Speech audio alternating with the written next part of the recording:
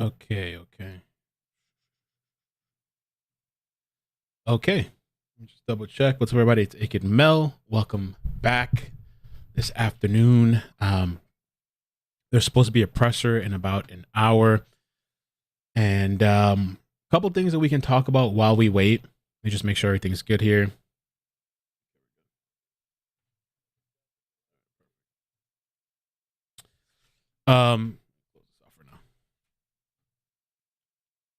If you guys could hit like on the way in, I'd appreciate it. And let's get started with some of the stuff. And by the way, the president, oh, I got the wrong screen up. Oops. President of University of Idaho just posted a video about an hour ago, message from President Green. So we'll watch this first, but there's a couple of interesting things and videos that we got to talk about and watch. Again, I appreciate you guys joining me. If you could hit the like button, it really helps out with the algorithm. Subscribe, turn on bell notifications. What's up, everybody in chat? Happy Thanksgiving to everybody. Lenore, Chavocado, thank you for joining. I know Thanksgiving is coming up. And the sad thing too is that of course for these families, they're not going to be having these people at the dinner, their family, their friends at the dinner table. And we'll talk about the neighbors too. I want to know your thoughts about the neighbors, that spoke up, and a couple of things. The brutal murders of Kaylee Goncalves, Madison Mogen, Xana Kernodle, and Ethan Chapin have shaken our close-knit community to the core and brought fear and devastating pain to our Avondale family. We are sad and we are angry. We're struggling to make any sense of it. To the families and friends of these 4 young people, I want to extend my deepest condolences. Nothing I can say will make this better, but please know that we stand with you in wanting whoever is responsible captured and brought to justice. In recent days, dozens of law enforcement professionals, from patrol officers to crime scene investigators, have been added to bolster the work of the Moscow Police Department. Even with these extra resources, it is unclear how long this investigation will take. That is deeply frustrating for all of us who are waiting for this criminal to be arrested. We want to take a moment to outline all that we are doing to provide for the safety of our campus, provide access to counseling and mental health resources, and provide guidance on how to best re-engage after the holiday. We also want to share how we can come together and mourn, remember, and support our fellow Vandals. Student and employee safety remains our top priority. We immediately ramped up campus security and requested extra resources, and we will continue to take every step we can to provide for the safety of our people.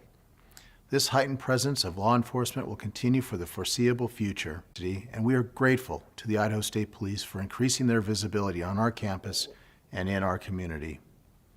Our Safe Walk program remains active 24 hours a day, 7 days a week, and additional safety protocols are in place in our residence halls. If you have any questions about additional campus security, please contact the Dean of Students, Blaine Eccles. This is a shocking tragedy, and the range of emotions can be complex and varied. Personally, my emotions have ranged from inconsolable sadness related to the loss of our students and what that loss means to their families, to anger directed at the perpetrator of this vicious attack. Whatever you are experiencing, it is appropriate. It will look and feel different for everyone, and that is okay. Students, counseling services remain available to you at the Counseling and Testing Center. After Thanksgiving, drop-in counseling will resume at the iSub. I encourage you to reach out to these caregivers.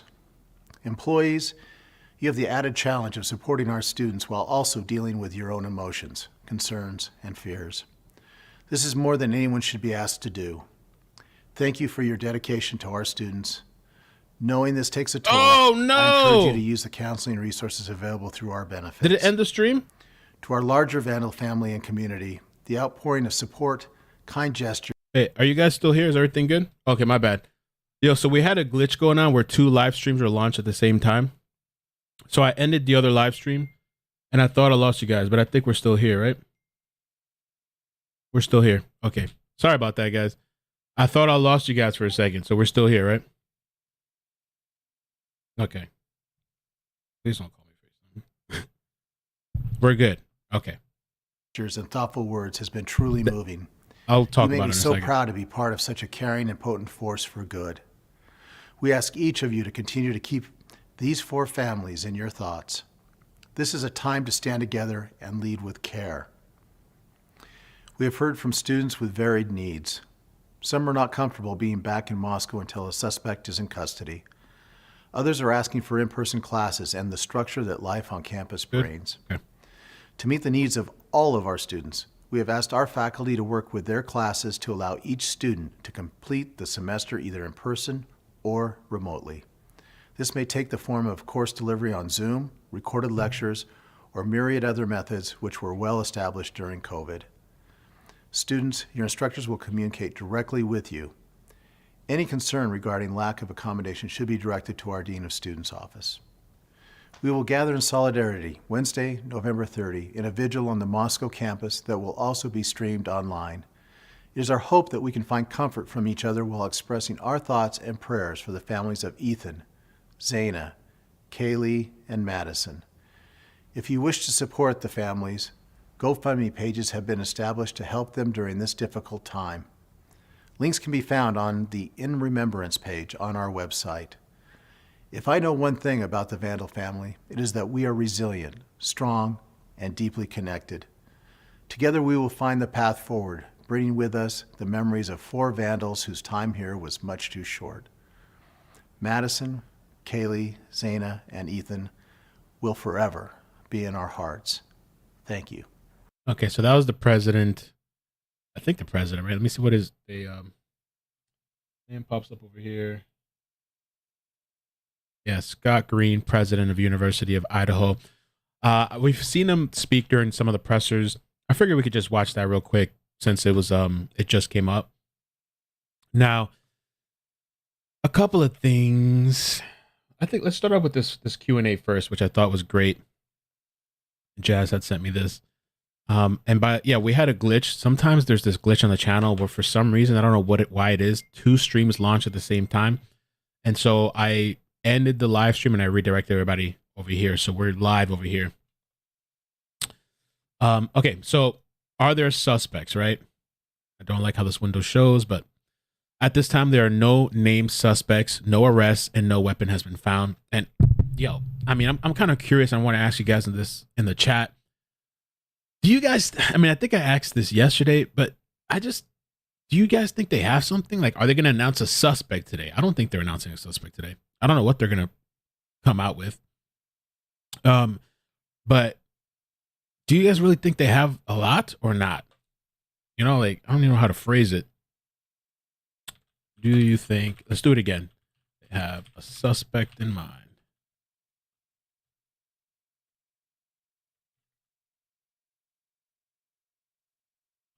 Let's do that. I don't think they got shit, to be honest with you. I don't know. Which is scary and crazy to think about, right?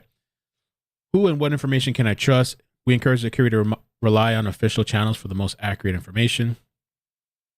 Is the public in danger? Anytime there's a crime against a person, there's a potential danger to the general public. However, detectives believe these murders were targeted, which they keep saying it's targeted, okay? As always, stay vigilant and look out for one another.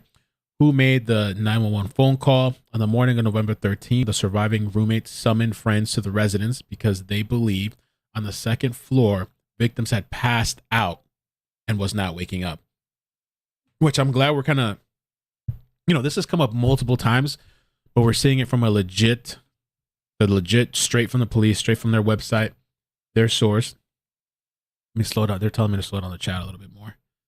1 second. Let me do that. Okay. All right. So yeah, this is straight from a legitimate source, which it's still kind of like, I don't know how this happened. It's still the surviving roommates summoned friends to the residence because they believe one of the 2nd floor victims that passed out was not waking up. So I don't know. Did they come upstairs? Did they kind of see something, but not everything? Did they see them on the floor, on the bed? Like, did they actually walk into the room or did they just peer out? At 11:58 a.m., a 911 call requested aid for an unconscious person, which I've seen 11:56, 11:58, but whatever. The call originated from inside the residence on one of the surviving roommates' cell phones. Multiple people spoke with 911 dispatcher before a Moscow police department officer arrived at the location. Officers entered the residence and found the 4 victims on the 2nd and 3rd floors. Are detectives still looking for surveillance? Detectives are still they're seeking all outside surveillance video taken from 3 a.m. to 6 a.m. on Sunday, November 13, 2022, from businesses and residences within the geographical area listed below. Detectives request all available videos, whether there appears to be motion and content or not. And here are the streets: West Taylor, West Palos River, Highway 95, so on and so forth. I'll put the link to this too in the description when I have a chance. And Jennifer, thank you so much for the super chat. Says, I think we have more than one suspect. More people are involved. And that's another question I should ask. And 46% of people say yes, they believe they have a suspect in mind. 54% say no. So it's pretty mixed. And I'm just kind of curious too. Let's ask this as well.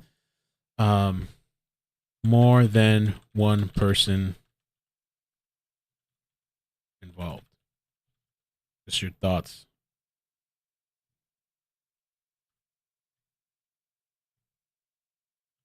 Okay. Who is not believed to be involved? So again, I think this is great clarification straight from the horse's mouth from the police. So the 2 surviving roommates, the male in the grub truck surveillance video, aka white hoodie guy, private party driver who took Kaylee and Madison home on November 13, or I don't know, it just says or. None of the individuals at the residence when 911 was called.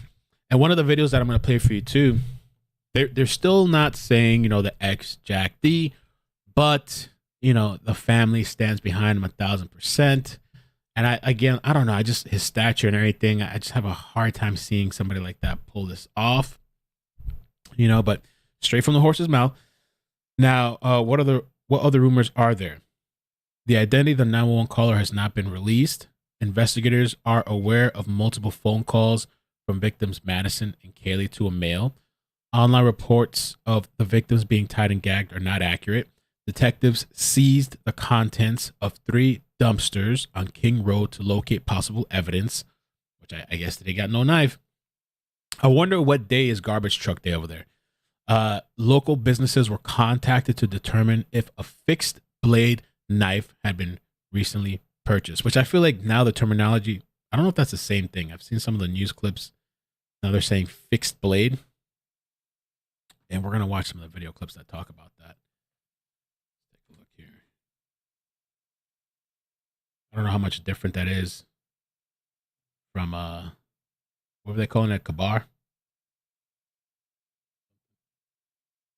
Fixed blade.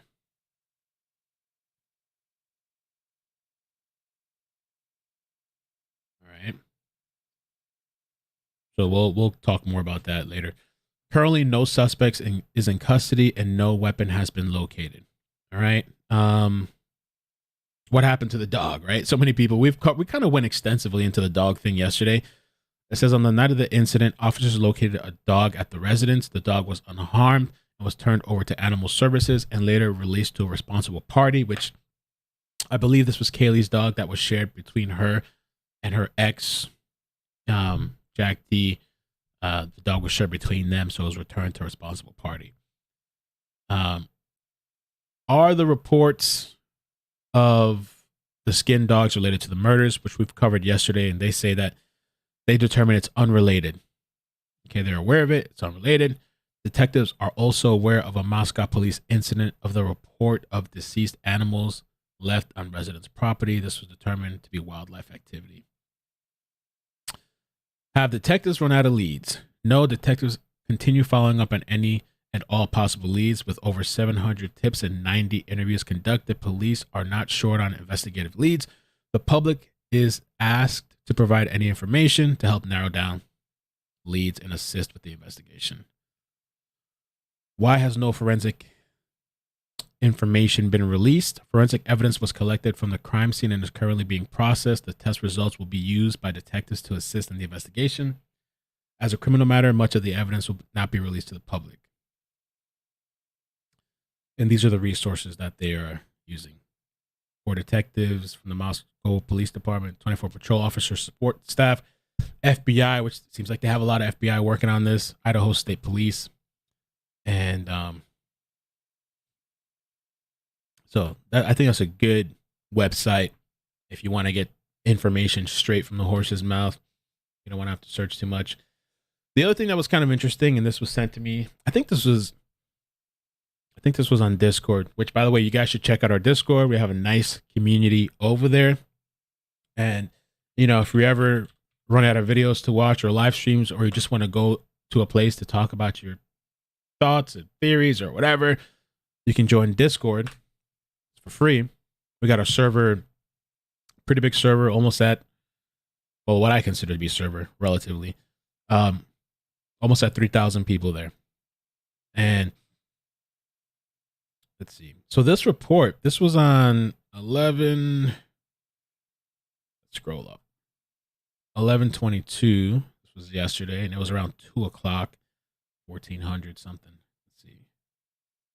1400. Right here.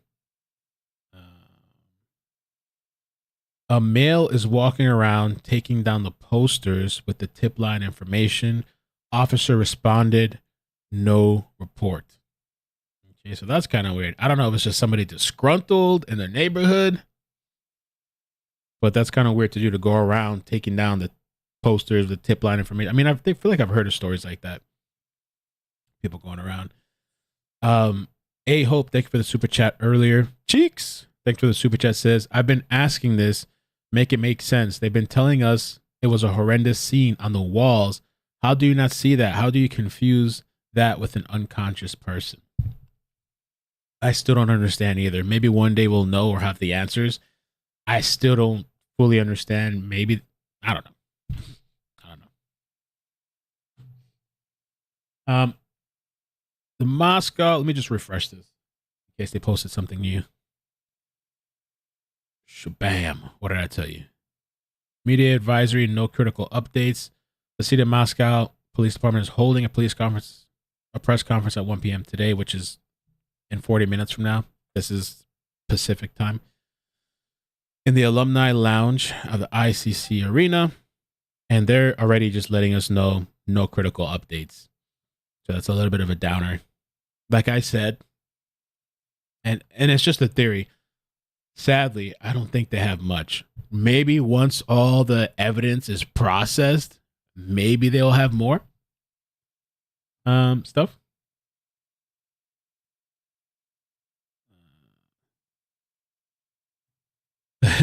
Moscow. I've been saying Moscow, haven't I? I know a couple people have been telling me it's not Moscow, it's Moscow. Right? I think I've been saying it right. Maybe I'm saying it, not even realizing it. Cheek says again, and do we have a footprint trail? How does a person stab 4 people and not leaving a bloody mess? Yeah, I have no idea, because that back part of the house was just marked off recently. It seems like. And they were looking at tire tracks at one point. I feel like this person probably walked there. I mean, if they took a vehicle, maybe they parked somewhere else and walked there. I couldn't see them pulling up in a vehicle and pulling out. Imagine if they did. The only thing that I wanted to point out here with this, we don't need to go through this whole thing. But, so you guys remember how there was talk of this stalker, Kaylee's stalker, right? And the source of information where this came from was this guy named Mark Furman. That's really the only place that I personally had seen. Maybe there was somewhere else, but I haven't even seen the family talk about the supposed stalker that she had. Her family did say she was kind of like on high alert all the time. I think it was her. And she was always like looking around and being cautious. At one point, she thought somebody was following her, but then wasn't. Let's take a look at this, and then I'll show you what police had to say. Now, as to how far police or investigators may or may not be. Well, good morning, Bill and Sandra. Tragic. I mean, it's beyond tragic what happened in Moscow, but You know, I talked to students as early as Monday. I talked to alumni, some parents, not the parents of the victims. But what I did learn is I knew about these two girls that were in the apartment, in the house, that at the exact time of the murder. And their story was they heard partying, they heard noise, but they just, as usual, said, you know, there's partying going on, and they locked the door. It's interesting that they said they locked the door, and then I talked to more students, and they go, well, when you're in a house that has a party and you don't want to party, you lock the door so nobody comes in. But it does actually create some more of the timeline. Now we have Madison and Kaylee that went to a food truck at 3:43. So when I'm trying to reconstruct in my head this series of events, we know that Madison and Kaylee are alive at 3:43.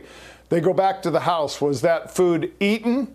Was that food still in packaging? Was that food part of the attack where it was strewn all to the house? Know that Madison and Kaylee are alive at 3:43.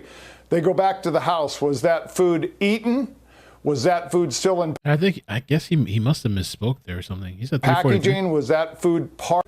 I'm trying to reconstruct in my head this series of events. We know that Madison and Kaylee are alive at 3:43. They go. I'm assuming he misspoke. That's what the other thing. So I think because we watched this video before, and there was some sort of inconsistencies or something. Back to the house. Was that food eaten? Was that food still in packaging? Was that food part of the attack where it was strewn all over the house? Was Madison and Kaylee attacked first, and Xana and Ethan hear the commotion and come down? I think it's interesting and really kind of disturbing that the police get there and immediately they say this was a targeted attack. And I think this is really important in this investigation at almost day 6. The targeted attack, it wasn't because they have seen so many homicides of this type they could make that determination. There was something at the scene that made them think that one of those victims was the target, but why? And I think it's time that they release at least the basis for that impression, because somebody might actually know something about one of the victims that they relayed before the murder. Seems like so much of the information has been really, really slow to come out here. We caught up with Dr. Michael Bodden yesterday, forensic pathologist, who said that the scene, this gruesome scene that we've seen, the very graphic images of, Mark, should reveal more, particularly when it comes to possibly obtaining the DNA of the perpetrator. Because there can be slippage with the knife with this many stab wounds. I mean, horrific to talk about, but he said this yesterday. When there's this many stab wounds and there's a lot of blood is very slippery, and sometimes the perpetrator is cut by the slippage of the knife, and some of the blood at the scene can belong to the perpetrator. And DNA will be able to evaluate that. Hopefully that takes them somewhere with this. All right. I totally agree, Sandra. And Dr. Bodden makes a good point about slippage. Blood is incredibly slippery. And in a battle with 4 different people, maybe 4 different times or some 2 at a time, there is a chaos, and you have to remember that the attacker is also trying to hold and fend off the victim with one hand and stab with the other, and sometimes his hand or forearm or even leg might come in contact with the blade. But there's another thing. The suspect is walking in blood. Oh. There should be a shoe print, a footprint, a boot print. There should be something at that scene that they cannot attribute to the police or the first responders that actually arrived. So that's important. The possibility that there's a 5th blood type / DNA there from the suspect's blood is huge. And I think that's what the FBI and ISP went in to try to find, to actually identify all the blood types. So these are important, but the targeted attack with a knife is a knife is a weapon of rage. And if one victim had numerous stab wounds, more than every other victim, then you could assume that the one victim was the target and the rest were collateral. But then you have to actually tell the public who. I wonder if Fox took down there was a video clip. It's probably still up somewhere. He was talking about this stalker.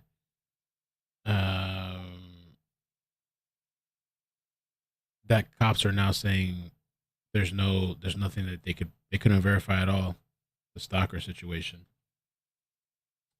Not sure what that one's at. But in this new post, this was from last night. They had said here, investigators have looked extensively into information they received about Kaylee having a stalker. They have pursued hundreds of pieces of information related to this topic and have not been able to verify or identify a stalker. So there's nothing they can find about that. So I still don't understand, or I'm wondering where Mark got that information from. I thought that was the clip that he specifically said that. We've watched it on another stream, and there was an article. I'm not going to waste time looking for it now. But they're saying no. So I don't know where he got that. Maybe he could talk to cops or whatever information he had. He can forward that. Now the next thing too, here's another thing. Weapon.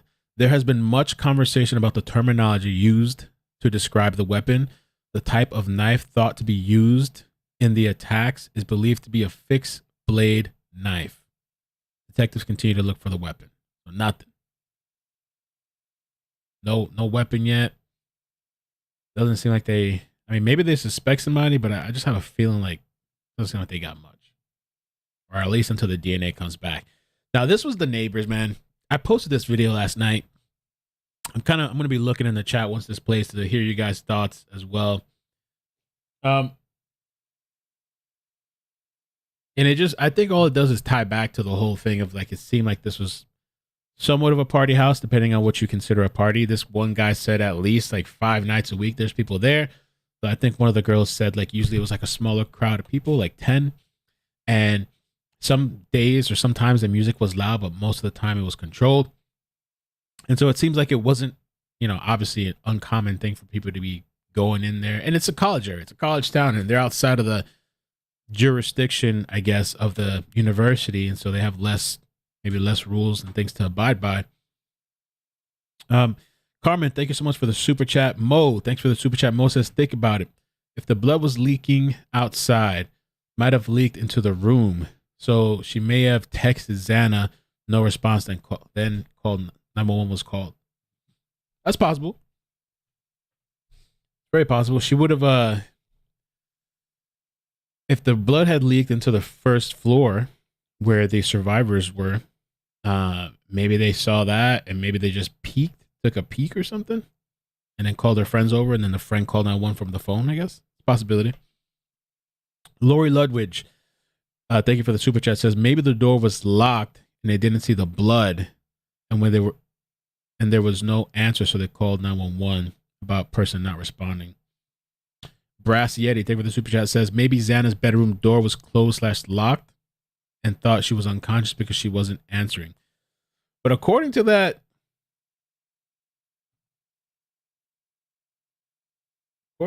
post, the 911 fax post, let's see.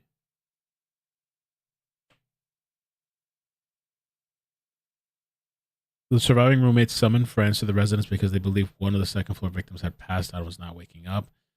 At 11:58, a 911 call requested aid for an unconscious person. The call originated from inside the residence on one of the surviving roommates' cell phones. From the residence of one of the surviving roommates' cell phone, multiple people spoke with 911 dispatch. Okay. Yeah, so they still don't really tell you how. So, all right, the neighbor.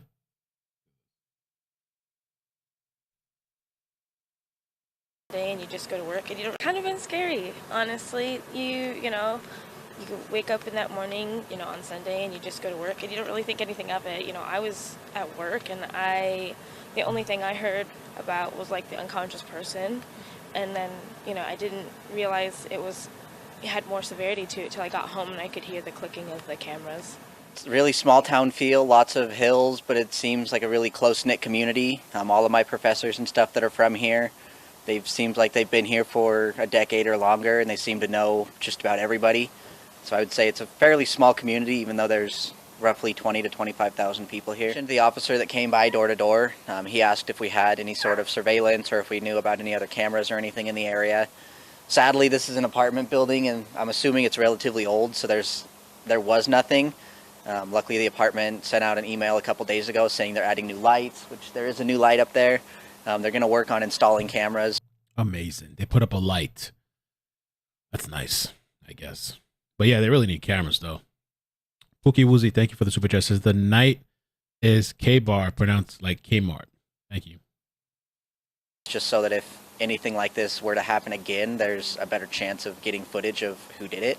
It's just nerve-wracking mostly, and stressful because she's always home alone because I work in the evenings and stuff, and just surreal almost. And so this whole conversation, when I posted the video last night, a lot of people had commented, and in the first version of the video that I posted, but I had to edit it, I had commented about that too, about him publicly letting everybody know that like she's home at night alone while he's working. And I was like, ugh. I know he's like, you know, he's having conversation and, you know, not really probably thinking about it, but probably not the best information to put out there, you know, especially with some crazy psycho out there on the loose. And people really do watch, man. When I heard this little portion last night, it reminded me when I used to live in this apartment complex, and I used to work graveyard in the pharmacy in the hospital. And while I was working graveyard, my daughter's mother and my daughter, they were home alone. And so that always made me nervous. That's why I had an alarm system, so I know who comes in, who comes out. Like I know what's going on, even if they're sleeping, kind of thing. And but I remember one morning I got home and there was this neighbor that I never really talked to. He walks by and he's like, "Hi, hey." Like, "How are you?" I'm like, "Oh, I'm good." He's like, "Oh, I noticed you. He was like, "I noticed you know, you work in the hospital and you're working graveyard, and I noticed, oh, I see your car over there. You drive this, blah blah blah, and how's that feel, man? And you know, I noticed I see your daughter and her mother, and all this shit." I'm just kind of looking at this guy like, what the? And that was the first conversation I had with that guy. But this guy, he's like, I think he was retired. And so he just has all the time in the world. And he's out there looking from his balcony and shit. And so he just knows when people come home and when they leave and their schedule. This guy knew my schedule, you know? And I was like, damn, you know? All of my professors and stuff that are from here, seems like they've been here for a decade or longer, and they seem to know just about everybody. Yeah. So I would say it's a fairly small community, even though there's roughly 20 to 25,000 people here. The officer that came by door to door, nice meeting you too. He asked if we had any sort of surveillance or if we knew about any other cameras or anything in the area. Sadly, this is an apartment building, and I'm assuming it's relatively old, so there was nothing. Luckily, the apartment sent out an email a couple days ago saying they're adding new lights, which there is a new light up there. They're going to work on installing cameras just so that if anything like this were to happen again, there's a better chance of getting footage of who did it. It's just nerve-wracking mostly, and stressful because she's always home alone because I work in the evenings and stuff, and just surreal almost, like something out of a TV show, not something that I would expect to be experiencing so close to home. It seems like everyone that has been here for a while is just devastated by it. The last murder here was 2015, so 7 years ago. And so it's not something that happens frequently. Somebody I remember commented to last night, they were talking about, well, what murder? Like, what happened in 2017? So, did he say 2017 or 2015? It's not like we're in a big city where it's an everyday occurrence. So it's not something devastated by. Not something that I would expect to be experiencing so close to home. It seems like everyone that has been here for a while is just devastated by it. The last murder here was 2015, so 7 years ago. And so it's not something that happens frequently. It's not like we're in a big city where it's an everyday occurrence. So something like this is just sort of rare, doesn't happen often, so people aren't used to it. It's really odd because, I don't know, I've never been this close to any sort of other like crime scene before, I guess, other than like a drug bust. And literally, he's like, this building here, I guess, that he lives in is literally, you can see the crime scene tape right next to it, you know? Like walking by a house and seeing cops with like a drug bust, but that's the closest I've ever been to a crime scene. So especially one of this magnitude where I could throw a baseball from my front door to the house, it's just odd. I mean, for my sister, she lives pretty much across the way. She lives in Alpha Gamma Delta. And for me, she walks to my apartment almost every day. And so the concern for me is just her walking by herself in the dark a lot now because, you know, in the summer, you know, it's daytime. It's not as scary. But in the dark now, for me, my concern is I just don't let her walk here by herself unless it's during the daytime, and I'll go pick her up now because I don't like her walking by herself. No, I went to bed early that night. Yeah. And then I woke up to a bunch of normal, and then a couple hours later, we got a message, and there was a bunch of police here, and then that was the end of normalcy for the past week or so here. Though the day that the police were called here, about an hour or two after that, an officer came by and just went door to door along here just asking if anybody had seen or heard anything. That's the only contact I've had with officers so far. And then I had left for work. And I think normalcy for them is hearing music at night. And so now that it's quiet, that's the end of normalcy, kind of, besides all the, you know, cops and all that stuff too. Like around 11:45, and I never saw or heard anything. Yeah. The night before, I was up to like 2 and never heard anything at all, anything out of the ordinary. Like it's just been crazy just how quiet it's been. Yeah. Because we're used to having like some sort of music, hearing music when we they come always home had from little work. gatherings, so they always had music going. So, you know, for us, we never assumed anything different. Yeah. Because they're so This used house to. did. Yeah. Yes. They You'd always. say it's a party house? Not necessarily. No. They had like small gatherings, maybe like 10 people or so, and it never really got crazy other than like the usual college student stuff. But they were actually pretty respectful, considering. The house, occasionally there were parties that were kind of loud. Most of the time it was pretty self-contained. But yeah, This guy's account, because the other girl said her sister lives like across the way or something. This guy literally lives right next door. I would take my dog in and out to go to the bathroom. I would just be walking by. I would look up and I would see people in the windows almost every night, probably 4 or 5 nights a week. So there were a lot of people that went into and out of that house pretty frequently.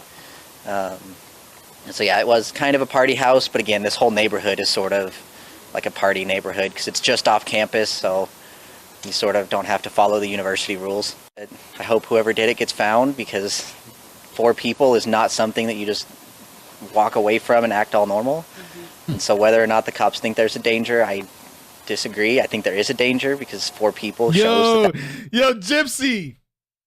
I literally thought about that. It popped into my head. I was literally thinking that. I look over to the chat. She says sounding like Stephen McDaniel.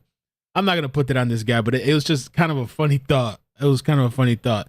Because that if you've never seen that interview with that guy, it's insane. And that guy was talking to the news, and you know, this guy's like, he's the guy was talking to the news. He's the actual killer, and so they tell him right. They're interviewing him, and he's like, yeah, something, whatever. And then they're like, oh my god, like we just found the body. And he's like, what? Like you see his face turn pale white. We just found the body. He's, I'm gonna need a moment, and you can see like flush, and he starts turning all red. And we're like, what the hell? It was crazy. It was crazy. I'm not gonna I really don't want to put that on this guy at all, but the thought is just crazy, you know. That person's dangerous, so I hope he's caught, preferably before I get back from break. Bruh. All right. So we got a couple of clips here at the News Nation. There's a bunch of clips actually we can take a look at. I purposely waited for the stream. I haven't even watched these.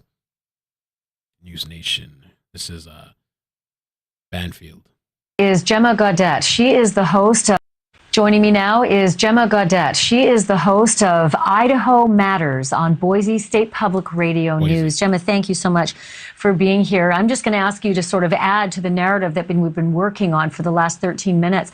Do you have any new information or anything that sort of stood out from the other details that we've learned in the case so far?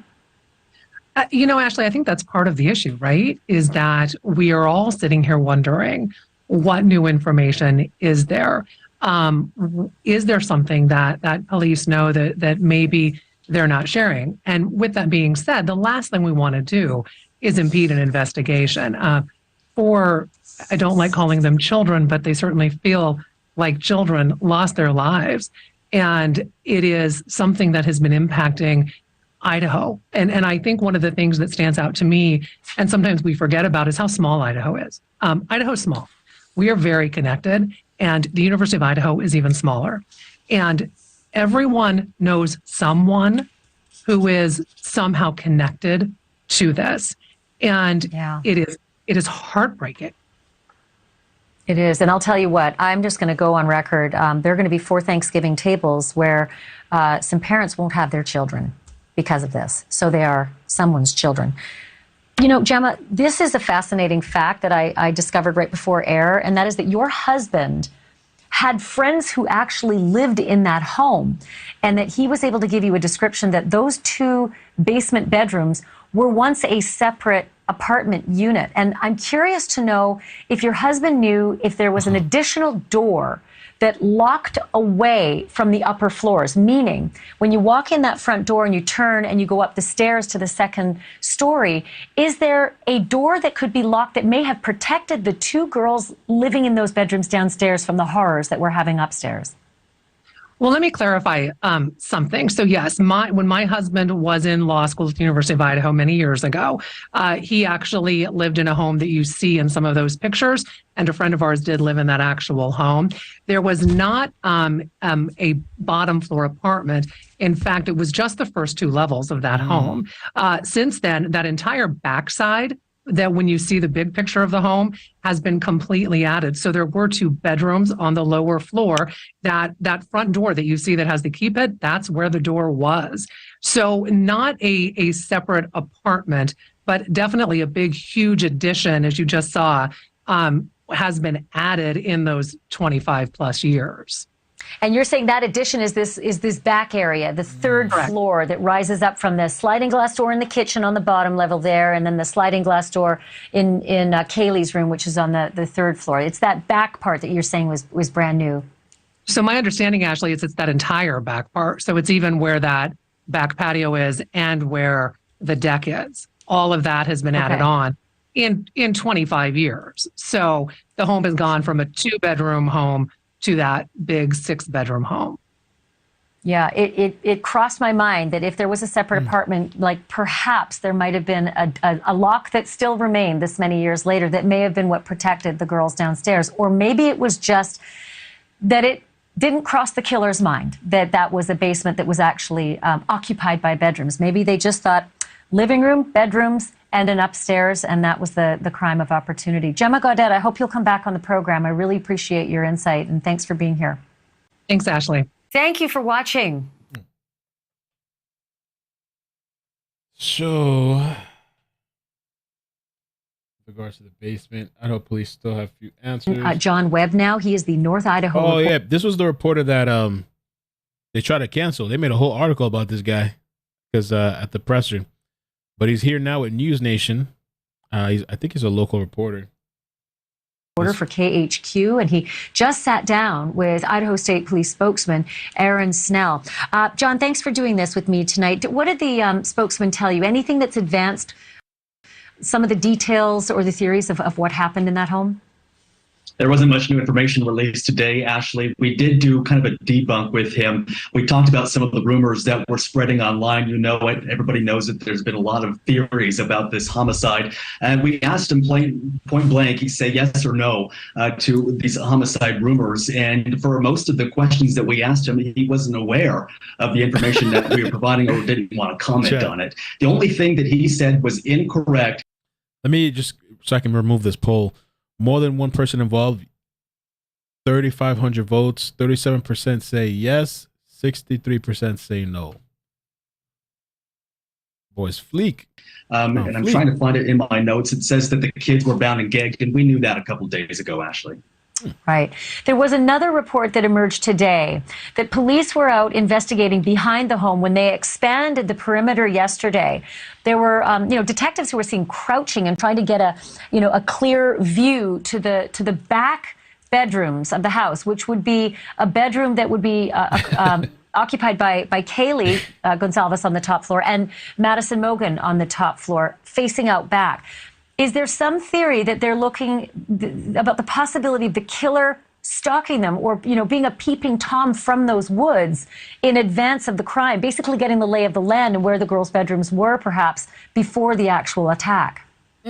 Yeah, that's certainly a possibility. We saw that in Rose Lake years ago with the Joseph Duncan murders. He stalked them on the mountainside behind. But from what we had talking to with witnesses down there, they had said that the detectives were actually timing themselves, running from the backside of the house up the mountain, almost as if it was an exit point. Of course, we tried to confirm that with Aaron Snell, the Idaho State Police PIO, but he could not confirm that information with us. Okay, one other report today just absolutely broke my heart that some of the victims' families are being targeted online and are being harassed by God knows who these people are. Alex Jones types of people who go after people who are at their lowest in life, who've just lost their children. Do you know anything about not only the people who are perpetrating this kind of awful, or if the police might be going after them? We're also hearing reports of people being doxxed online. What have you heard about this? Well, there's certainly been a lot of drama and conversation online, a lot of trolls online going after the family members. The ex-boyfriends have been a big target as well. Kendrick Wills, the colonel for ISP, is calling on people to stop spreading these rumors. He says it just makes the situation worse. You're continuing to spread the misinformation, and these rumors certainly aren't helping with the investigation. So they're calling on the people to step away from social media, go to the sources, the Moscow Police Department, your local news sources, the sources you trust for news to get information. John Webb, I can't thank you enough for taking the time to join. I say Alex Jones type of people. Join us on this story. It's as, perplexing as anything I've ever covered. So you have your work cut out for you out there. Thank you so much. Thank you for watching. Yeah, that was the reporter from the other day. They had a whole article on him. I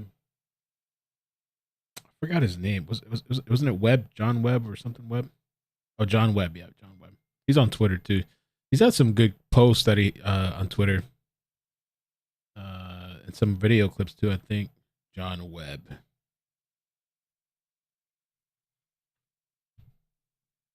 John Webb. Here we go.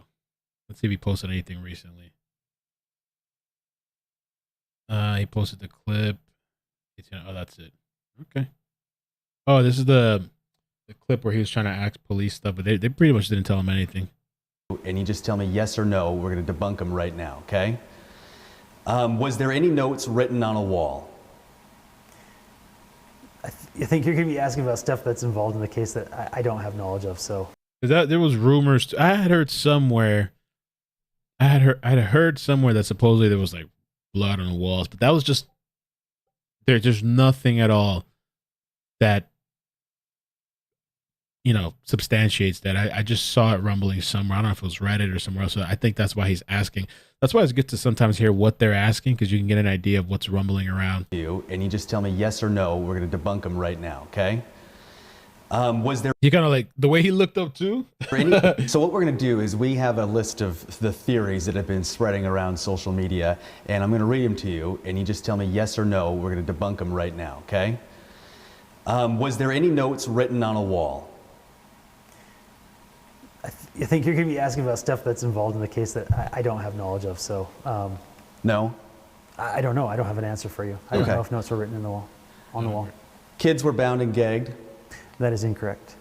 Roommates saw someone with a mask. I don't have that knowledge. This was somehow drug related. I don't have that knowledge. Ex-boyfriends or suspects? I don't have that knowledge. Nothing. Kaylee and Madison called the boyfriend about 10 times before. There were numerous calls that were made to a male. So what? And I think it's so interesting to that last portion, that last part where they won't even say Kaylee's boyfriend, Kaylee's ex. They just keep referring to it as a male, which almost makes me wonder, is there more to the calls? Not suspect, but just, I don't know. They keep, every time they're asked about those calls, they just dance around and kind of word it somewhat differently, the response, they don't answer directly. Kaylee and Madison called the boyfriend about 10 times before. There were numerous calls that were made to a male. So what we're going to do.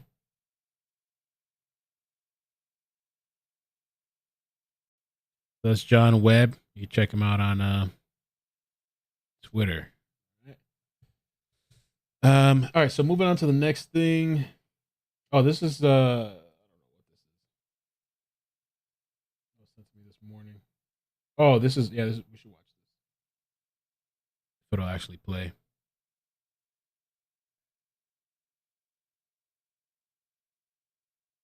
What just happened?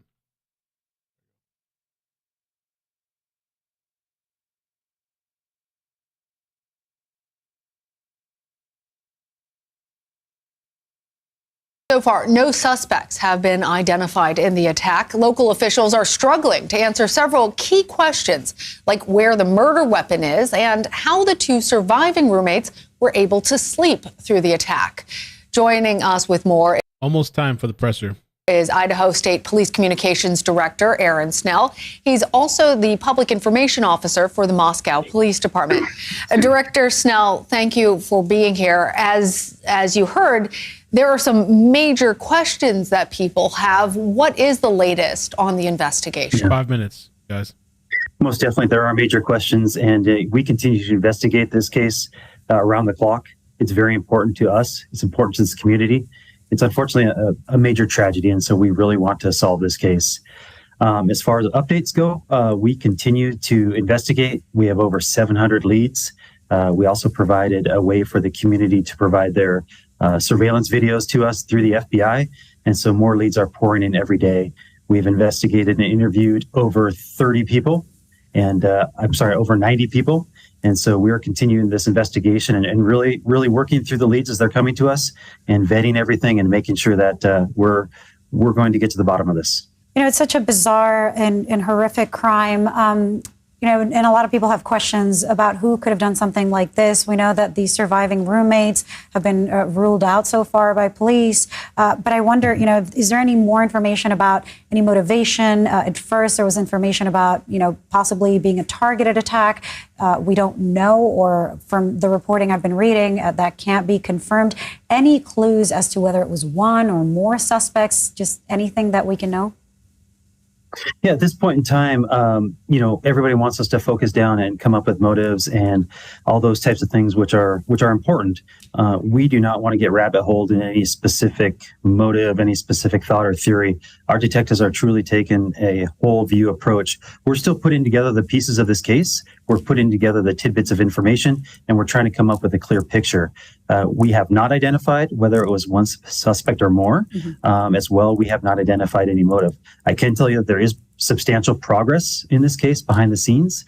Obviously, in these types of cases, these very complex types of cases, law enforcement will tell you cannot provide a lot of that information to the public because it would hinder the investigation. So we continue to move forward. We will continue to move forward, and we want positive resolution and bring justice for these families. Well, we understand that in an investigation, you don't want to provide all the information and make that public, but there has been some information that's come out that I think has led to a lot of this confusion, like the question of whether or not the public is at risk if there is somebody out there. Officials are still looking for the murder weapon. I'm wondering, Director Snell, if you can tell us why authorities are struggling so much, it appears at least, to collect evidence and piece together this case in a coherent manner. So, yes, the information flow that has come out was initially a little bit slow. All the resources from this agency were dedicated to solving this crime. So this is a little bit smaller of an agency, about 30 some officers. 100% of those officers were investigating this crime, including the chief of police. They were all out at the scene. And so what kind of fell through the cracks was kind of that public communication. People are scared. They're terrified. They want to know what's going I was getting ready to start soon. And I have a backup stream as well. Again, thank you for everybody that's here. I appreciate it. I know there's multiple places you could be watching. So if you're here, thank you so much. Love you guys. And if you could hit like as well. Off topic real quick. I'm going to try to grow the TikTok as well. I know it's kind of weird to say, because I want to see if I can stream there and all, in addition to all the places I'm already streaming. So if you have TikTok, follow me there. I put it in the link in the description. Let me get the super chats too. Sinner says, if the reporters don't ask the right questions, my head may explode. Shout out to everyone watching with us. You had so many options and chose wisely. Thank you, man. Appreciate that. Hotspot, thank you for the 6-month membership. Rebel. Oh man, should I read these things? Dude looks like never gonna let you go spam guy. White Rose, 10-month membership. Bless. He's a real life Ken. LOL. CL. I forgot the most important part of my job. I just want to let you guys know that there will be a question and answer time. Thank you. I'm going to try and extend it today to be a little bit longer. Yes. So that way more people have the opportunity to ask questions. We have a gentleman who will be passing around a microphone, and he does not know what organization you're from, and so this will so it's purely random. So please keep questions to 1 or 2, and we'll try and get to as many people as possible. So thank you.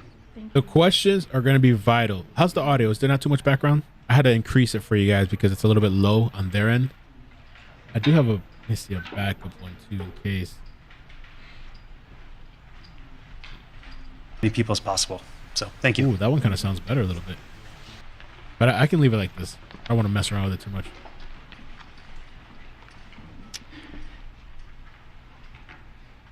Good afternoon. My name is Chief James Fry with the Moscow Police Department.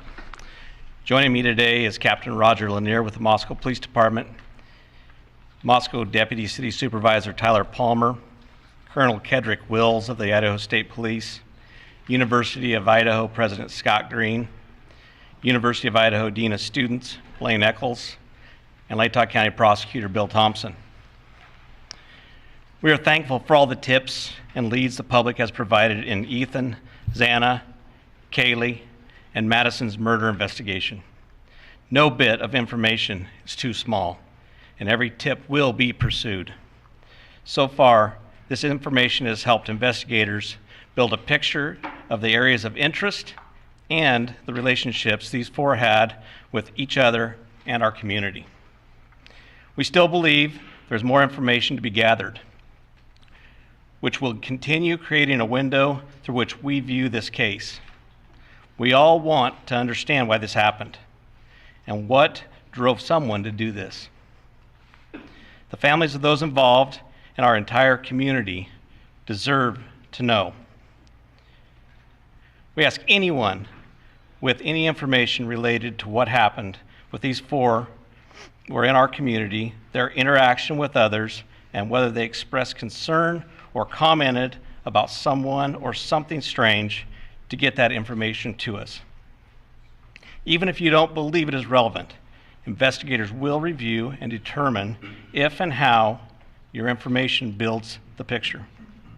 Sometimes what a video or picture doesn't show is equally as important as what might be there.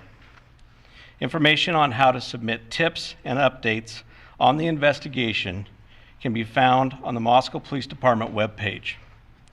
We continue moving forward to understand why this occurred in our community and seek answers to bring justice for the victims and their loved ones, because they deserve it. I personally want you to know we care, and we will continue to work hard to get these answers for these individuals. At this time, I'd like to introduce Captain Roger Lanier for an update on what we can currently share about this investigation. Let's hear it.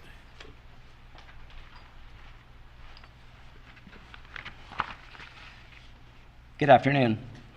I'm Captain Roger Lanier with the Moscow Police Department. I want to assure you first off that the loss of Xana, Kaylee, Madison, and Ethan remains the highest priority for the Moscow Police Department. We will continue putting all of our resources into investigating and solving these murders. Investigators are prepared to work through the Thanksgiving holiday to continue their efforts. I also want to express our sincere appreciation to the Idaho State Police, the FBI, the University of Idaho, and the Latah County Sheriff's Office for their assistance. And I especially want to thank the community of Moscow for their outpouring of support through this incredibly difficult time. Today I'm going to recap in brief what we know. I'm going to provide some new information, and I'm going to address some rumors. Good. On the evening of November 12th and into the early morning hours of November 13th, Kaylee and Madison arrived home at approximately 1:45 a.m. after visiting a local bar and a street food vendor. Ethan and Xana were also out in the community at Sigma Chi, and they arrived home at approximately 1:45 a.m. Two surviving roommates who were also out in the community arrived home at approximately 1 a.m. Later, on the morning of November 13th at 11:58 a.m., a 911 call was placed. The call reported an unconscious person. The call originated from inside the residence, and a surviving roommate's cell phone was used. During that call, the dispatcher spoke to multiple people who were on scene. Moscow police officers responded and found two victims, two on the second floor and two on the third floor of 1122 King Road. The results of autopsies indicated that the four were stabbed multiple times and were likely asleep during the attack. Some had defensive wounds, and there was no sign of sexual assault. We do not believe the following individuals were involved: the two surviving roommates, the male seen in a grub truck video circulating on the internet, a private party who drove Kaylee and Madison home, any of the individuals who spoke to the dispatcher on the 911 call. We're also aware of a male whom Madison and Kaylee had called several times the morning of November 13th, and we do not suspect that individual. Detectives have canvassed the neighborhoods looking for evidence, physical evidence, video surveillance, and they've contacted numerous residents to see if anybody may have seen or heard anything. They continue requesting tips that can be sent to our tip line or called in to our tip line. The specific areas that we're interested in are detailed on maps on our city website and our Facebook page, but as stated earlier, generally south of Taylor Avenue to Palouse River Drive, and the area west of US 95 over to the Arboretum. We have heard mention that Kaylee stated she may have had a stalker. Detectives have been looking into that, and to this point have been unable to corroborate the statement, although we continue to seek information and tips regarding that report. No suspects have been named or arrested, and we continue looking for what we believe to be a fixed blade knife used in the murders. We have not released the names of any of the subjects who spoke on the 911 call, and we have not released the call itself. Any online reports of the victims being tied and gagged are not accurate. Regarding the resources that we've put forth in this investigation, the Moscow Police Department has 4 detectives, 24 patrol officers, and 5 support staff dedicated to this investigation. The FBI has 22 investigators in Moscow and 20 additional agents assigned in various locations, as well as 2 members of the Behavioral Analysis Unit. The Idaho State Police has 20 investigators, a public information team, a forensic services and crime scene team, and 15 uniformed troopers who have been valuable in helping provide community patrols and safety patrols. We very much appreciate their support. This is our highest priority. It will remain our highest priority. We owe that to the families. At this time, I would like to introduce Colonel Kedrick Wills from the Idaho State Police.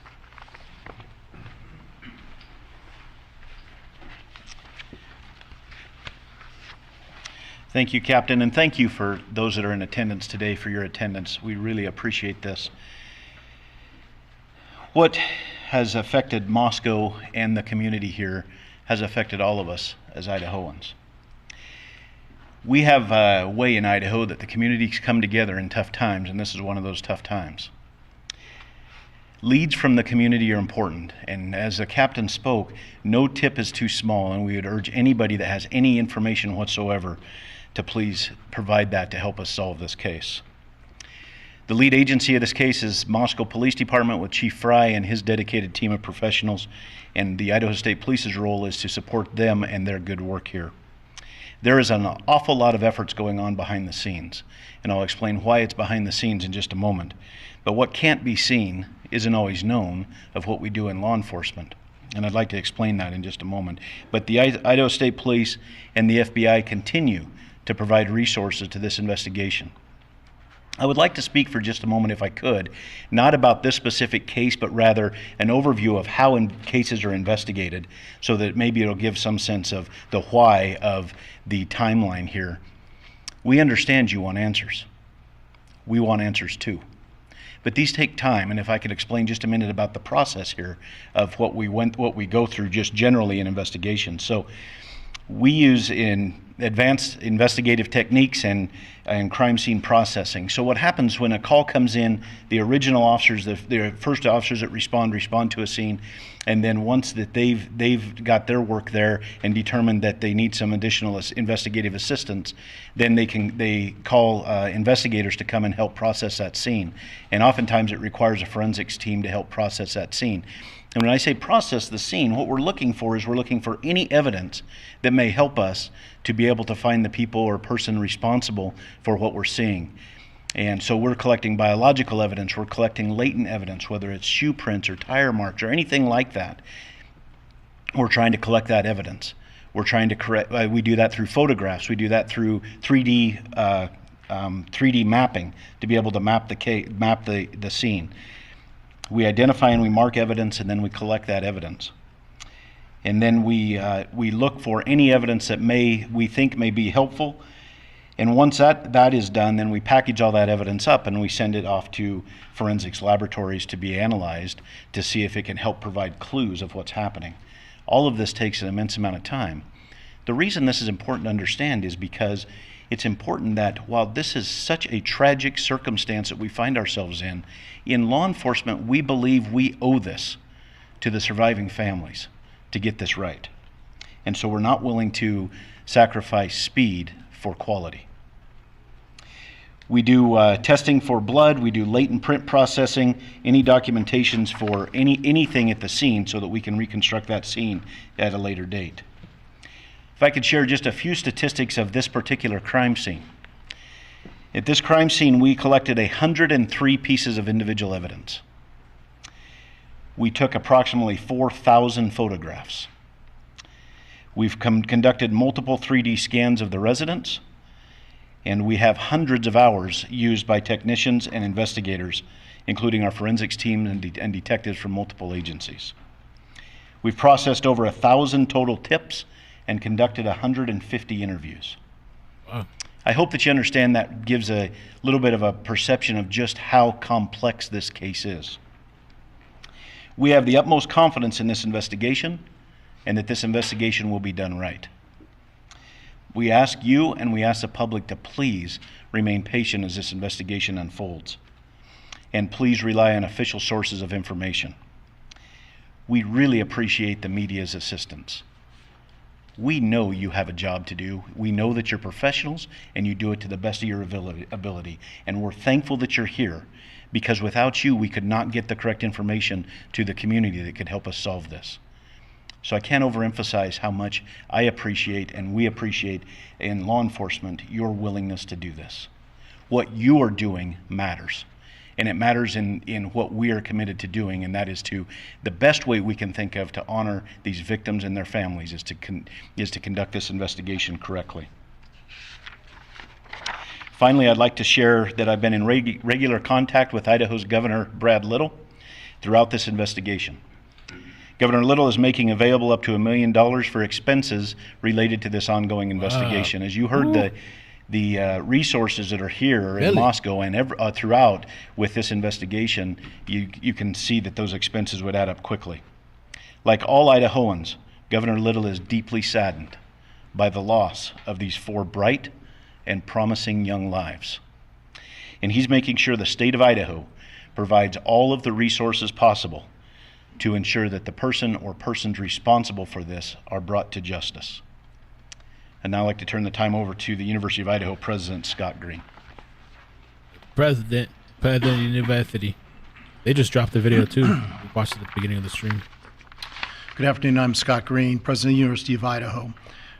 We deeply appreciate the kind words of support we have been receiving from our alumni and friends, as well as many others who may not know us but have taken time to reach out.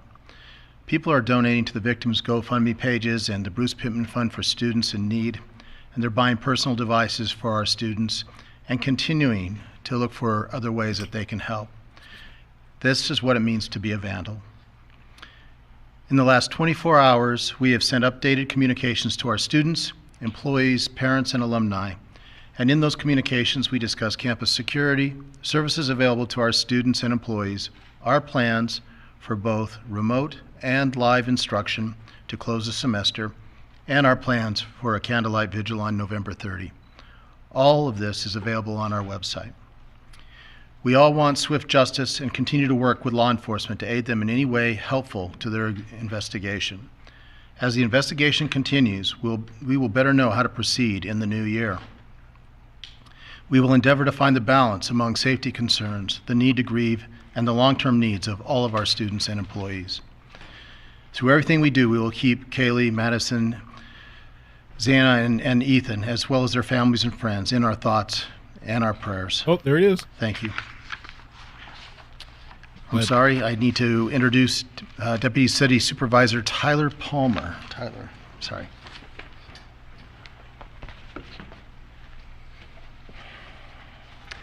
Good afternoon, my name is Tyler Palmer. I'm Deputy City Supervisor with the City of Moscow, and I'm here today on behalf of Mayor Arthur Betke, the Moscow City Council, and Moscow City Administration. The loss of Kaylee, Madison, Xana, and Ethan has sent an overwhelming, palpable wave of grief, confusion, sorrow, and anger through our peaceful community. Mayor Betke, with the support of our City Council, has instructed staff to marshal all necessary resources for our law enforcement professionals as they diligently work to assure the safety of every member of this community and find the person or people responsible for this. The outpouring of support, kindness, and genuine empathy locally and even globally has been a humbling reminder that those who want to help far outnumber those who want to hurt. And we take some solace in that. To all of you who've reached out, sent letters and cards, provided food for those working around the clock on this investigation, and offered other resources, we thank you sincerely. These continued acts of charity and humanity remind us why we live in this tight-knit, caring community. The City of Moscow is committed to seeing this investigation through to a successful end and will continue to dedicate whatever resources are necessary for that effort. We are thankful for the immense support from the University of Idaho, Lake Tahoe County, Governor Little and his office, the Idaho State Police, and the Federal Bureau of Investigation. Moscow is my home.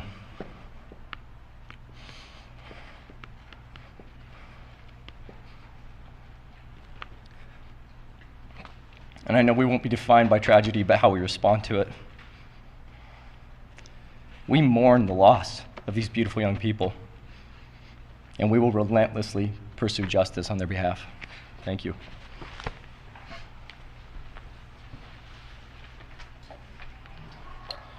So we would like to open it up to any questions, but I would like to ask if there's an Argonaut reporter here that would like to ask, and then second after that, an Evergreen reporter, if there's one in the room. So let's start with the Argonaut, please. I'm with the LCSC Pathfinder. Can I speak? James Tormund Aldrich with the Argonaut. I have two questions, if that's all right. Firstly being, what the police presence is going to look like after Thanksgiving break and how long that's going to last.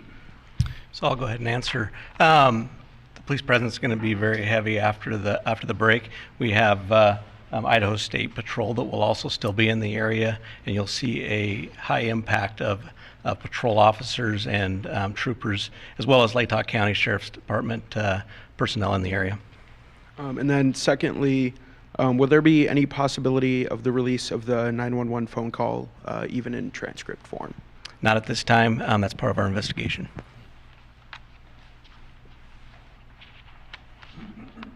Daily Evergreen.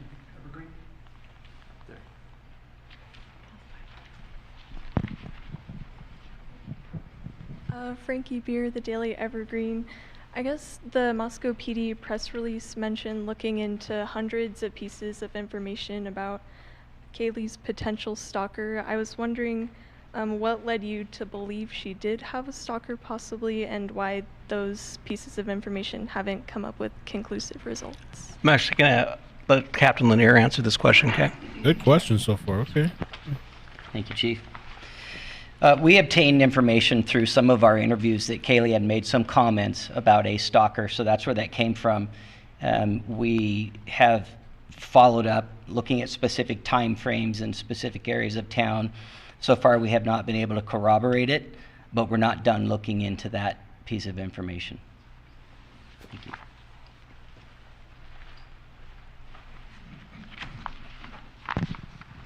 Dan Springer, Fox News. If I can get Captain Lanier. Sir, why not tell the public who the target was? You've said that this was a targeted attack. Why not tell the public who was targeted? If it was multiple people, it would go a long ways to telling the public what you're looking for and who you're looking for, the type of person you're looking for. Why not do that to alleviate some of the fears out there in the community? Well, first and foremost, we have the integrity of the investigation to preserve. And we feel like that information is integral to us and how we conduct our investigation. Releasing that to the public may or may not flood us with a lot of information that's not relevant or specific to what we're looking at. Don't you So want more information from the public? we do want more information, but we don't want to put our investigation in jeopardy by releasing what we have. There's always a balance between what you're willing to release versus what you're trying to gather. We told the public very clearly from the beginning that we're looking for a knife. We've told the public very clearly from the beginning that we believe it was a targeted attack. I mean, to be honest, you're going to have to trust us on that at this point, because we're not going to release why we think that. Okay. Lauren Patterson, Northwest Public Broadcasting. I see that the FBI set up a special web page just to collect digital information. I'm also curious if any of the investigators can speak to this. Curious if the Wi-Fi hotspot has been tapped at all. It's possible if the suspect had their phone on them, it may have pinged off the Wi-Fi in the residence. Has that been checked on at all? As I stated, our investigation is looking at every avenue of every piece of evidence that we can. The FBI has given us a website for any downloads of video or anything, so we ask people, if you have any of that, to send it to us, please.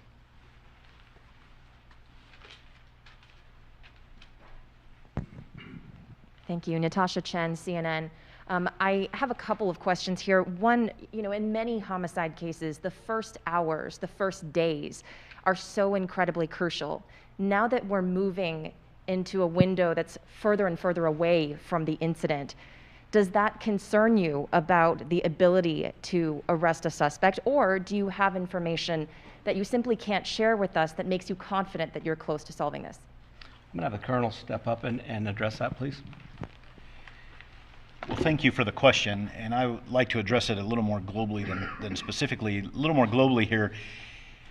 Yes, as time goes on, I mean, we're time past the initial calls for service and the initial crime. However, we also, as time goes on, are able to process the forensics evidence, any forensics evidence that we may have collected, and so that helps us. And we're also able to process the tips that continue to come in, which may help us. And so, while time in one respect is not beneficial, in another respect it is, because it helps provide us with that whole picture of with all of the information that we're gathering, whether it's evidence or tips or any other information that we're gathering. It may help us to provide a clearer picture, and so it may help answer those questions that we're seeking as well.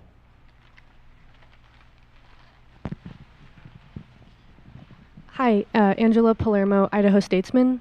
I was wondering if there's any evidence that suggests the attacker visited the first floor where the 2 surviving roommates were. That information will not be released at this time. It's part of our investigation, and as we stated earlier, there's many things that are involved in an investigation that we will release and things we won't.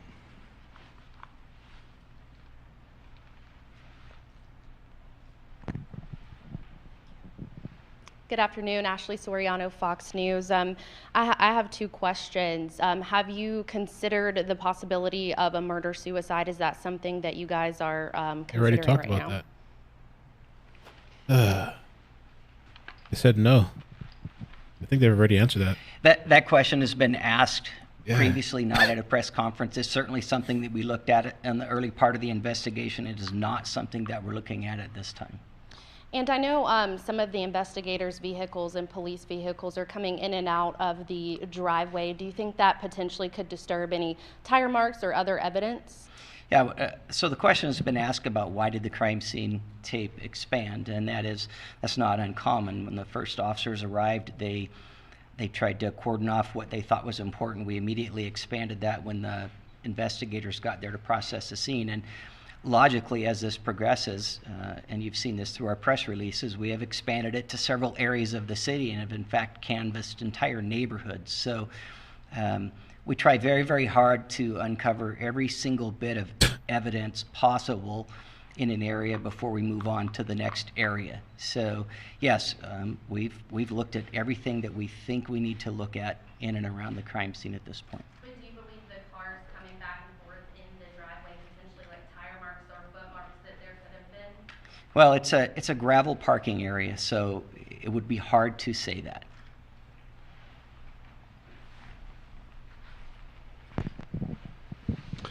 How are you folks holding up? How are your detectives and officers holding up? And Chief, you mentioned that detectives are prepared to work tomorrow on Thanksgiving, so is the expectation that they will be? That is correct. We're going to have many detectives and agents working all the way through this incident.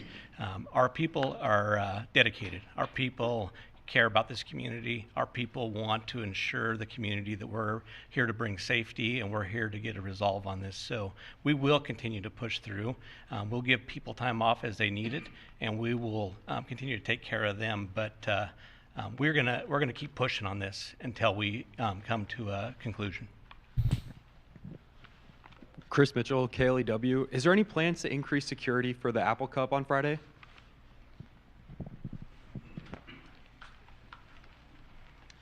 Well, I can't speak to what's going on in the state of Washington. I can only speak to what we're doing here on the campus of the University of Idaho in concert with President Green and his team. We are absolutely, with the Idaho State Police and the Moscow Police Department, we are 100% dedicated to making sure that this continues to be a safe place for students to do what students need to do. And so that's why we have so many uniformed troopers here that aren't necessarily assisting with the investigation, but rather here to help with the campus security. And President Green and his team have been fantastic in helping to strike that balance to make sure that we have law enforcement resources here. So while I can't speak what's going on anywhere else, I can tell you at the University of Idaho we have a lot of state troopers, a severe increase of state troopers and Moscow police officers here, both on campus as well as throughout the community.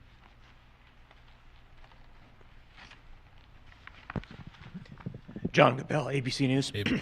Are investigators looking at any possible connection to an unsolved double stabbing in the Salem, Oregon area about a year and a half ago? Specifically, 2 people stabbed in their home in the middle of the night, long knife, no suspect at this point. One died, one survived. I think we're looking at every avenue, and we have other agencies reaching out to us with other cases and stuff that we are doing follow-up on, and we will continue to follow up on those. Are you aware of that case? I actually had a tip come in on that case, and I forwarded it to our tip line. Okay, one more question. Can you confirm the bodies have been released to the families or are being so released today? I believe they have been released to the family, and I know that I believe one of them has already had a funeral.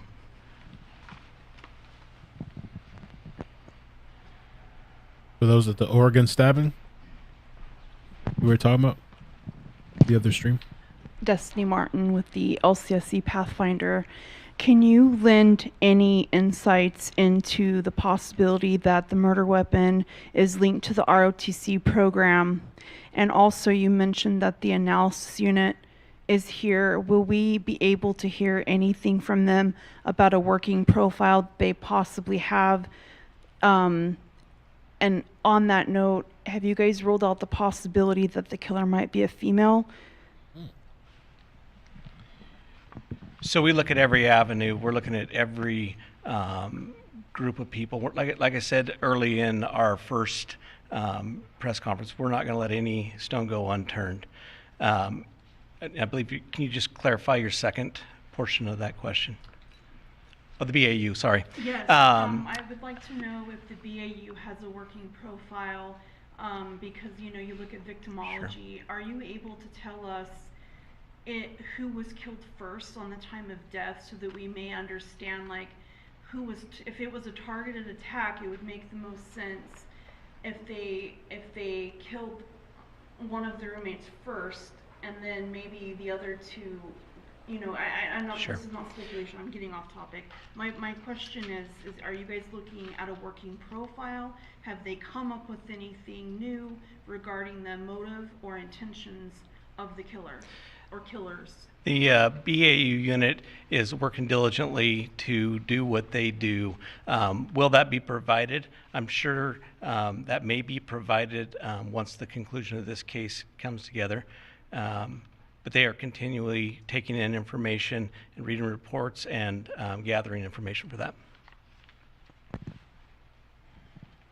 Good afternoon, Chief. Amanda Rowley with Crime 2. Seeing some speculation with some of the cars being searched this past week. Wondering if you can squash some of the rumors and that speculation. Is there anything you can share specifically on the white car out front, and then a follow-up for the university after? So I'll have Captain Lanier go ahead and come up with that. Thank you. Well, we have looked at a lot of different vehicles. I'm assuming you're referring to the vehicles that were in the parking lot at the time. Yeah, so some of those vehicles belonged to the victims and some belonged to other people in the house. And so for us, that's part of the crime scene. As I mentioned earlier, the crime scene was expanded out through the parking lot. So we wanted to make sure that we looked at those prior to releasing the crime scene. It was part of the initial investigation that night. Thank you. And for the university, is there any additional information at this time that you can offer about the candlelight vigil, maybe what we can expect from that, and then any other information you can provide about that ask of the community to light the night on November 30th? Thank you for that. I'm going to turn this over to Blaine Eccles at this point. He's actually planning the whole event, so we appreciate it. Good afternoon. I'm Blaine Eccles, Dean of Students. The vigil is going to be hosted next Wednesday, November 30th at 5 p.m. We have it scheduled for the administration lawn at the moment. We're going to make a final determination on location early next week, just because we're waiting for the weather window to get closer, so we feel comfortable that that's where it will be located. We're anticipating a large turnout of community members as well as university members, students, faculty, and staff at that particular event. And all of the families have been invited to join us if they so wish from that aspect of it. The response has just been absolutely beautiful and overwhelming to the love that has been provided to the institution as well as the family members. The Light the Night event that you're talking about, while I don't have a lot of details on that, is set to coincide at the same time, just so that people that can't be here in person as part of the vigil are going to be able to participate remotely as well. The vigil will be live streamed, and it's safe to say that the Vandal family is going to unite and come together to support the families in the darkest moments of their life, quite frankly. So I'm going to go ahead and take 2 more questions, okay? Jordan Smith, KXLY. At this point in time, do investigators know which entrance the suspect used to enter the residence, if this was someone who might have known the door code at the front or maybe used the back door? Once again, that's part of our investigation. We're not going to release that information this time. Thank you.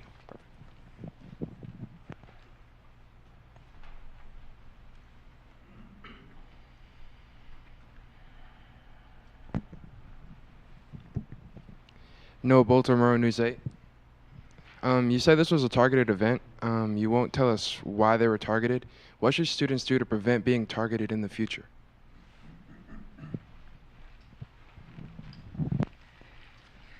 Well, that's a great question, especially in light of what just happened. If you would have asked us 9 days ago,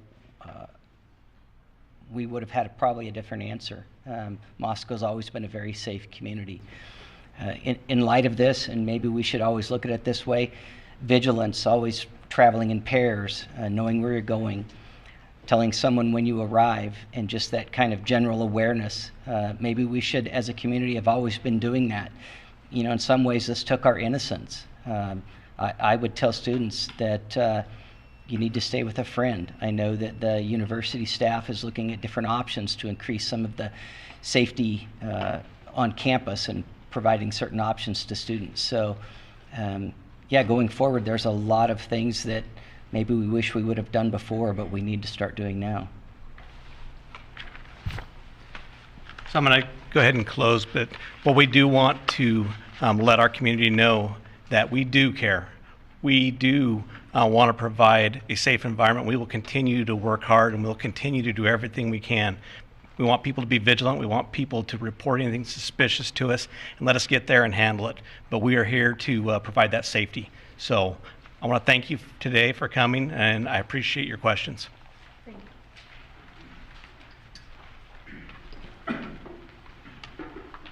Think I will. So really nothing besides the one thing they finally kind of like at least directly said. They said the person that received the phone calls from Kaylee and Maddie, they don't believe is involved. Like they're, you know. So that's finally they're at least saying that. And if you notice with the other people, they don't say people's names. So they're dubbed the food truck guy, the private driver guy. So now they're saying the person that was called that night, they don't believe is involved, which is like, or, you know, yeah. So it's kind of finally about time they did that. So Tracy, thank you so much for the super chat. Says they said these individuals and this gentleman ruled out. We don't know who those specific people are. The only maybe they'll put a thing again. I'm sure soon they'll update the Facebook page. But they said the same people that has been said over and over. They've added now the person that Kaylee and Maddie were calling.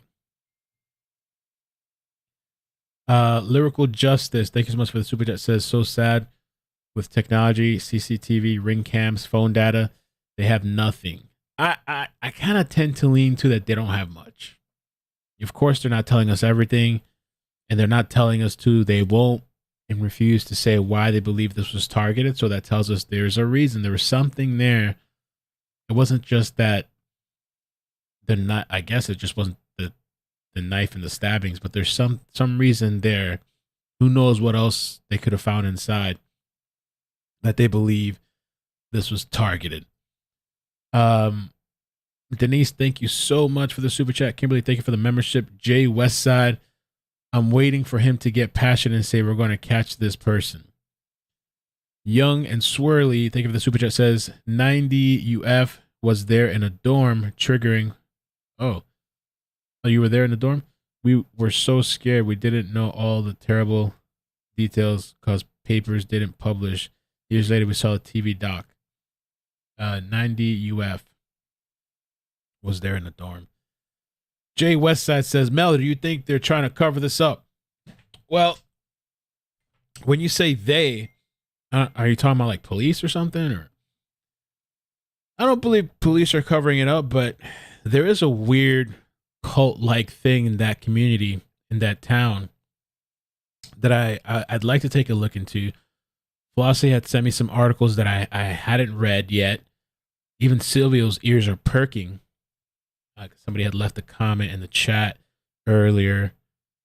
Corey Andy says, search Christ Church, Moscow, Idaho. Moscow.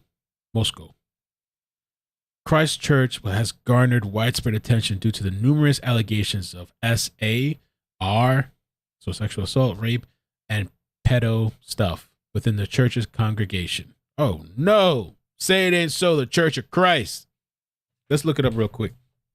I still have a bunch of videos we can watch. We can do calls too if you guys want.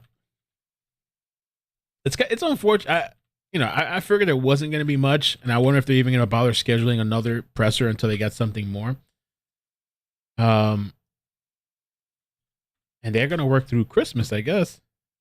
I mean, Christmas, I'm talking about Thanksgiving. Christ Church. I feel like the Christ Church stuff, we can do it. We might have to do that in a separate stream so I can read up a bit.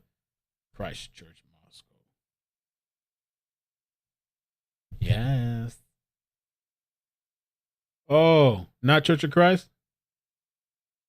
This is Christ Church. Okay. Well, same shit. Okay, it's different. Okay, Christ Church. Christ Church. One of the religious people got upset. It's Christ Church. Okay, gotcha. Yeah, no. It's the same cult. Okay. Christ Church, not the Church of Christ. I mean, I see the same thing. All these churches, they think they're the Church of Christ, ain't they? But maybe there's a place called Church of Christ. Let me see. Hold on. Church of Christ. Aren't they all called Church of Christ? Sure. Church of Christ. Let me see. Also, it's two different things in Idaho. Let me see.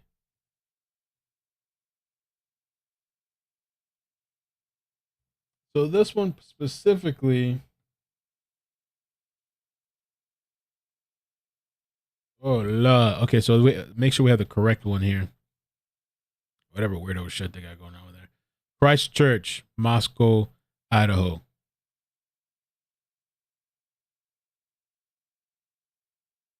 They all got weird shit going on, allegedly. But anti-mass protests, sexual assault allegations. Christ Church has garnered widespread attention due to numerous allegations, everything we just mentioned, within the church's congregation. There was even a video that I pulled up yesterday during the stream. That's what I said. I feel like we'll probably have to do a different of a cult stream or something, or church stream talking about this, but I kind of want to look into it further. Douglas Wilson publicly asked for leniency in 2005 when Stephen Stiller, a student at a new St. Andrews College, was convicted of offenses involving children. Oh, Lord. Following the student's release from prison, Wilson personally married him to a woman introduced to him by the church leaders. One guest at the wedding suggested that Wilson preached that people needed to get married to contain their sexual desires. I'm not going to contain it. However, after the wedding, the judge ruled Stiller must be chaperoned around his infant son. After he admitted to feeling sexual stimulation resulting from contact with the baby. What's wrong with these people? In 2005, Greyfriars Hall student Jamin Wright, then in his mid-20s, was put on trial following allegations of a sexual relationship with a 14-year-old. Church leader Douglas Wilson intervened in the case. What kind of weirdo shit? Asking investigators for leniency and attempted to convince the judge in the case that the relationship between Wright and his accuser was a parent-arranged courtship. Ultimately, Wright was found guilty of injury to a child. Ooh, and this is one of the things I meant to get into also. September 2021, Vice Media published an article documenting a dozen sexual assault victims that came forward with testimony against Christ Church and its affiliated organizations. The article interviewed a number of ex-members of the church who claim that the women are told they must defer to the church leaders and cannot say no to their husbands. Oh, boy. Men are taught to strictly control their homes, and those who speak out can be isolated and harassed, one former church member and student at the Christ of Church affiliated New St. Andrews College to advise that she felt compelled by the church to marry her boyfriend, the New St. Andrews, from the New St. Andrews, despite the constant rape and abuse she claimed she suffered. Her wedding was officiated by the church's leader, Douglas Wilson. The woman said that other wives in the church reported marital rape was common. Wow, what kind of weirdo shit is this? Dating back in 2019, the church's leader, Douglas Wilson, has stated that the church aims to make Moscow a Christian town and favors the theocracy as opposed to the civil governments. Wow. What kind of weird town is that? What's going on over there? Christchurch. What's the church at? Let me see how. What's that on the map? Christchurch. So I got it. I said it wrong. The church. I think I said the Church of Christ before. It's Christchurch. Correction.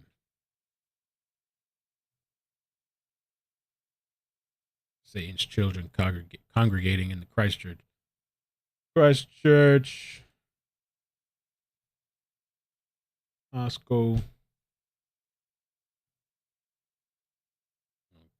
Okay. And let me pull up the. Oh, not too far off. Okay.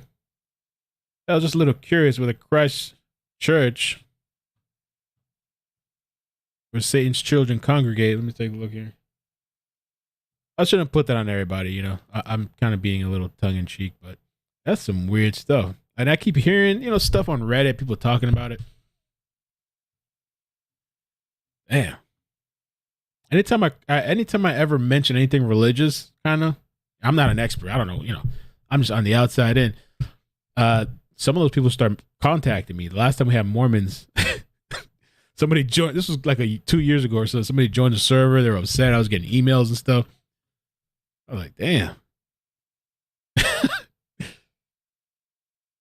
We might do a stream on that. I don't know. If people want to talk about it, I don't know.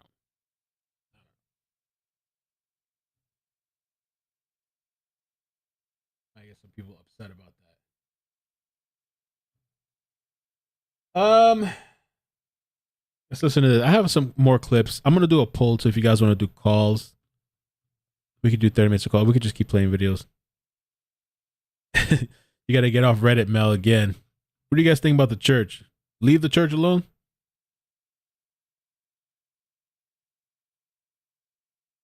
We could just stay focused on ooh, somebody said LDS is a cult. Oh Lord. Don't say that. They're very nice though. Mysterious murders of 4 University of Idaho. For special coverage of the mysterious murders of 4 University of Idaho students, all of them stabbed as they slept on November 13th, 1 week ago Sunday. The parents of one of the victims said that police have collected a lot of evidence from that house and that police told them the killer was, quote, sloppy and left behind a mess. But police have not yet made an arrest, not yet named a suspect, and they haven't found the knife that was used to kill those kids. Yeah, I don't know that the church is related at all in any way, you know, but it is weird, the town's history. Just like when we spoke about those coyotes yesterday. If you didn't see yesterday's stream, you should definitely check it out. It's kind of interesting, the coyotes, and even the way the dog was killed, the other, even though the police have ruled out the connection. Just weird stuff in that area. They do say that they're not even sure at this point if the killer is still in town, the same town where the murders happened, Moscow, Idaho. And that means the town, the university, the students, and their families, thousands of miles away, are still living in fear until this butcher is caught. I want to bring in Chris Anderson. He's a retired homicide detective who spent several years as a fugitive unit supervisor. He is the co-host of the Discovery Plus series Reasonable Doubt and has a new podcast out with his co-host Fatima Silva. And Joseph Scott Morgan is a certified death investigator and distinguished scholar of applied forensics at Jacksonville State University. He's the host of the podcast Body Bags. Joe, I'm going to begin with you if I can. DNA phenotyping. I need you to explain to me why if they get any little piece, microscopic piece of that killer, whether it's hair or transfer DNA from his hands or blood, maybe there was a fight and he got cut too, they can rebuild who he is effectively. Can you explain this? Yeah, and if they can get even the smallest amount, as you mentioned, it's amazing what they can do. They can actually recreate a facsimile of this individual. It goes to things like the color of hair, stature, nationality. They can look for certain racial characteristics, eye color. It's quite amazing, and it won't be, say, for instance, the exact person at that moment in time. Thank you for watching. Yeah, they just cut him off. What happened? I guess that was it. They're doing shorter clips. All right, I'm going to open up the lines. We could do some calls for a little bit. And also the fixed blade thing. What do they call it before they cancel me again? The fixed blade. All it means is it does not fold. Closed. That's it. It just stays fixed open, I guess. Fixed blade. All right. Let me just connect. There's people calling in already. Let me connect to the server. Just hang there on hold for a second. Let me call in the server too. As Google Chrome has been acting up. There we go.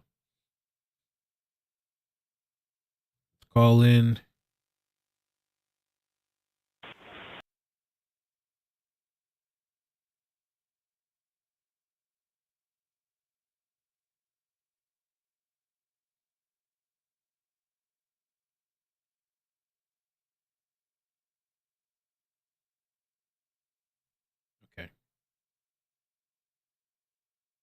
Your web interface. Okay, let me take these calls now. There's a bunch of videos, but I feel like we can always save them. We don't have to go through everything now. I mean, we already got the official, whatever you want to call it, update from these people. So let me take the first caller, 407. How you doing? Where you calling from? Hey, Mel, it's Cheeks. How are you? Cheeks! Hola, ¿cómo está? Dígame. Muy bien, muy bien, muy bien. So, I'm just, listen, I just keep watching this case. It keeps getting weirder and weirder. I really think that this person has hightailed it out of Moscow, whatever. I think he done took all that evidence. But I'm telling you, everybody went home. You know, they say when a person is kidnapped, the first 48 hours are the most important. I can't imagine what the time frame is whenever you have something as serious as this. This isn't just one person. You have 4 college kids that were murdered brutally in their home, like in a mass hysteria in a small town. People are like, "Bump that! I'm going home." I know I'm not sending my kids next semester tuition to that school. Like, you're gonna do this from home. You're not going back. And I'm telling you, if that person left in the melee of everybody scrambling and being like, F this, I'm going home, those finals I can do at home, and then they have the decision on whether or not they want to come back, because you have to remember, there's still a whole nother month of school left for all of us who did go to college. They're still in the fall semester. The semester isn't officially over until December, and then the spring 2023 semester, which starts in January, happens. There's still a whole month left of school, and now they're giving them the option to do it remotely. If, in fact, this person was, whether it be a student or it might have been a faculty member, me and Hope were thinking, like, what if it was a professor who, like, started having inappropriate feelings and, you know, low-key. But point of the matter is that if staff and students were able to go home before the cops even got a chance to even say, hey, look, have you been around this house? Have you been around this house recently? Have you noticed any weird activity, any strange particular person that you've never noticed before? Their opportunity is probably gone out the window. Minus the fact that it's been so long, the information is not going to be fresh. People are probably second guessing what they thought they saw versus what they did see. It's going to be hell for them to close this out. And I don't think they have anything. And I think that's why we keep getting these repeat pressers of the same information over and over and over. It's almost getting to a point where it's like they don't want to say, we really need the public's help in this, without actually saying we need the public's help. Right. You know, tell them that we don't have anything, but do it in a manner as to which they can't say, oh shit, for real, they don't have anything. And it might be up to us, the student body, the community, to figure out what exactly happened. But I'm telling you, if it was a student, they are probably gone. Well, that's the thing too. The neighbor, one of the neighbors was talking to what you're saying. One of the neighbors had said something about like, yeah, like the teachers, and they all been there for like years, decades and shit. And they almost know everybody, you know? Yeah. So like a lot of those people know each other in that area. And that's even weirder because think about it. If this person is just, you know, walking amongst everybody that they know, I mean, somebody's going to notice something at some point in time. But like I said, the opportunity may have already been gone in a flash within those first couple of days when everybody decided, F this, I'm going home. This is too close to too close for comfort. I'm out and I'm not coming back to this campus. That's crazy. I can only imagine what the campus is going to look like. And the cops are going to be watching that visual just on that small event that person hasn't left or they came back after the break. They're going to be watching that visual like a hawk. They always watch the visual in situations like this. Because a lot of the times the killers go there to fake scene like, oh my God, I'm so emotional. This has devastated me. So if the person did... Hello? Oh, we lost it for a second. But if they actually come back, the cops may actually like really be out there watching every single mourner at that visual to see if anybody gives them some type of weird ass vibes and be like, yeah, let's go ahead and pull that person in and see what they've got going on. So thanks, anyway, Cheeks. Appreciate it. All You're right. Very welcome. Everybody have a happy Thanksgiving. Yeah, let's say that. I'm just kidding. I'm kidding. I don't care. Happy Thanksgiving, y'all. I hope you guys have, I hope you and your family are good. And yeah, we are. Hope you and Maddie do. Thanks. And guys have a great Thanksgiving too. But Appreciate I will it. talk to you guys later. I'll be in the chat. Bye. Thanks. All right, bye. All right, moving on to the next one. We got a private caller. Private caller, how are you? Who's this? Hello. Hi. Hi. Welcome. How you doing? How are you? I watch you Good. all the time. Amazing. Thank you. You're welcome. I have kind of an idea. So they keep saying like with the 911 call and that they saw somebody unconscious. I'm thinking maybe the first floor roommates, he did something to them and they were unconscious. And when those friends came in the house at 11 o'clock or whatever time it was, that's why they said that. Wait, you're saying the first floor, what, the survivors? Or Right. Because that he either bound and gagged them or did something for whoever came into the house and used the that phone. Right. And said, "Oh." I wonder if they would have said that though. But that's an interesting theory. I wonder if police would have said that. But and that's what that first person that came in the house saw that. Maybe that's who was unconscious. It was the first floor roommate. I had that thought today because then I also saw. That's interesting because the police cleared out. Sorry to cut you for a second, but what the police cleared out, it says online reports of the victims being tied and gagged are not accurate. So I mean, it's interesting. Those four, or were they drugged, or something? Because I don't understand that how they keep saying, and they won't release that 911 call, but they're clearing the first floor roommates. Right. All right. Because then I'm watching you and I'm watching another news. I don't want to say it on my TV, and it said first floor victims or the victims, the roommates. But they also put in the heading victims. So I sat, my son's older, he was sitting watching me, and I'm like, they just called the first floor victims.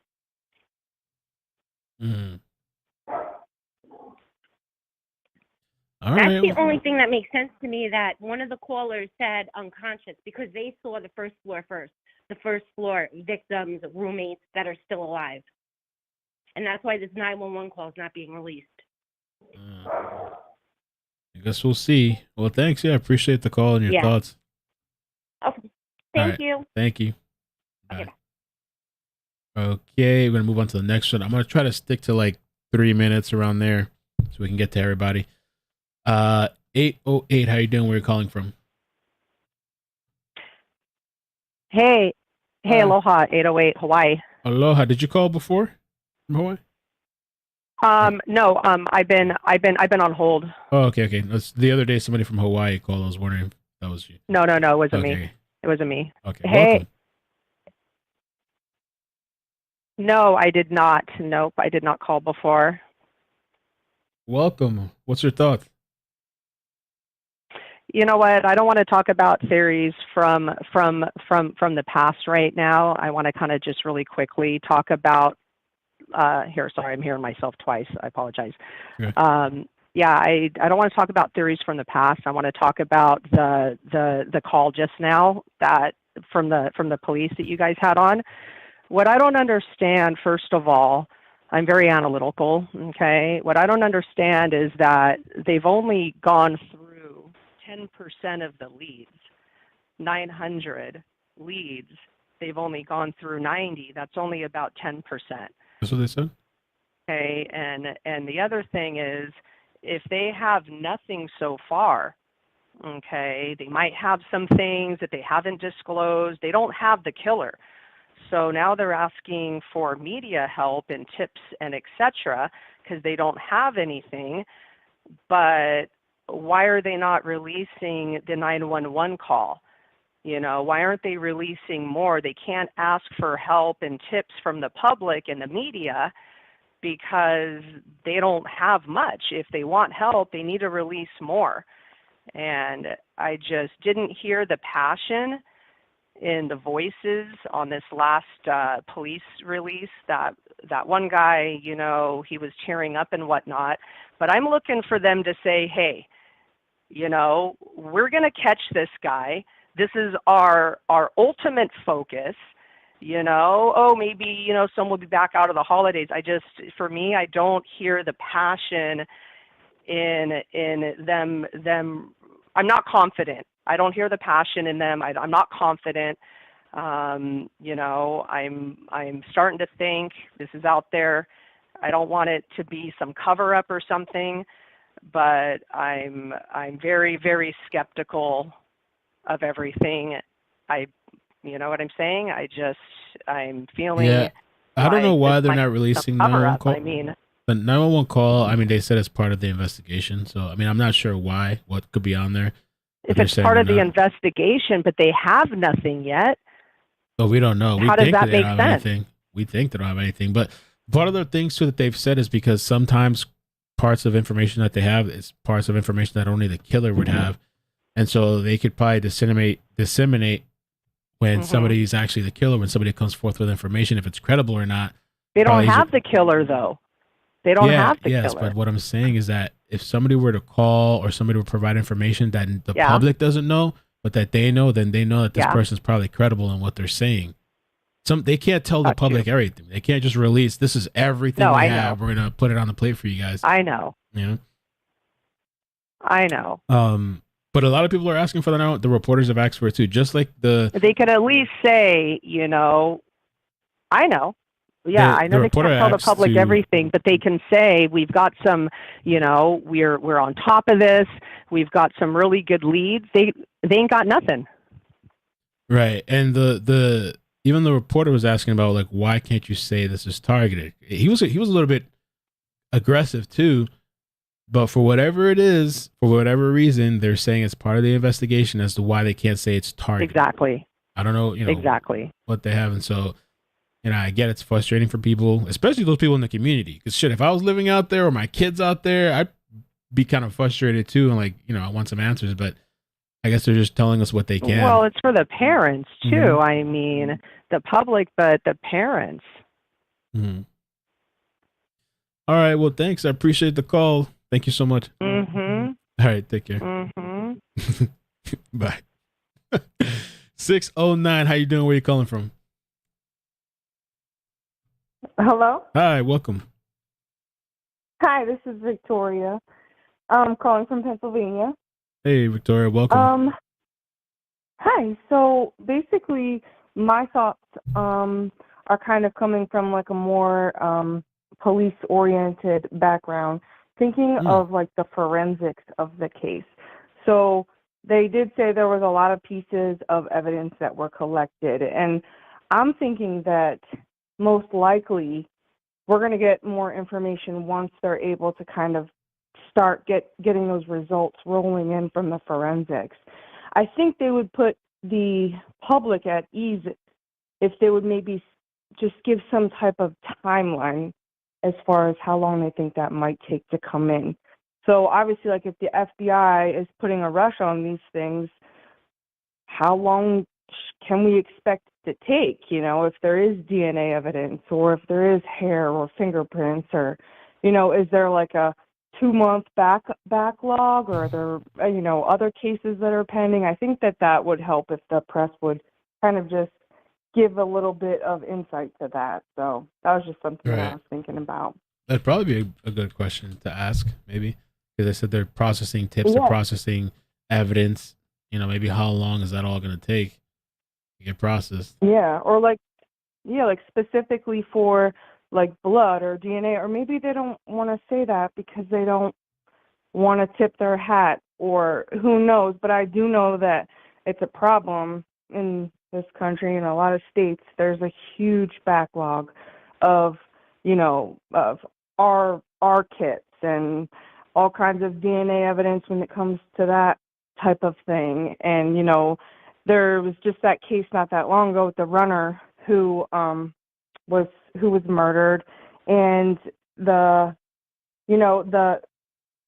man that killed her, he had done another R, and they were waiting on the results, and they didn't come in. You think like, how far are these backlogs and everything like that. So just hoping that maybe when those forensics start to roll in, that these families will get some peace. So just praying for them for sure, and appreciate all you do and just covering all. Thank you. Thank you so much for that call. BL in the chat is saying forensics can take 6 to 8 weeks. But I've always, like, depending on the case, depending on the state, depending on the location, depending on blah, blah, blah, blah, blah, blah, blah, blah, we always get like different time frames. So I'm kind of curious specifically with them, how far, before they start getting an actual results on things in forensics. Because like, what's a rush? You know what I mean? Like, you figure like even if it's a rush, how long is it going to take? Right. That's like kind of interesting. I think like maybe if they gave some perspective, that people might take a step back and not be down their throat so much like, we want results, because I think a lot of this case has to do with forensics, and it's going to have to do with the crime scene, and that just takes time. So hopefully that will reveal, Thank you. Yeah, appreciate it. Thank you for the call. I appreciate it. Hey, have a good night, and thank you for all you do. Thank you. Take care. Bye. All right, guys. Good. So we're trying to stick to around 3 minutes. Doing good so far. The line, I paused the calls, so there's 9 people holding. So I want to try to get through these 9 people before we start taking other calls. Okay. 228. How you doing? Where you calling from? Hi, I'm calling from Mississippi. Hey, welcome.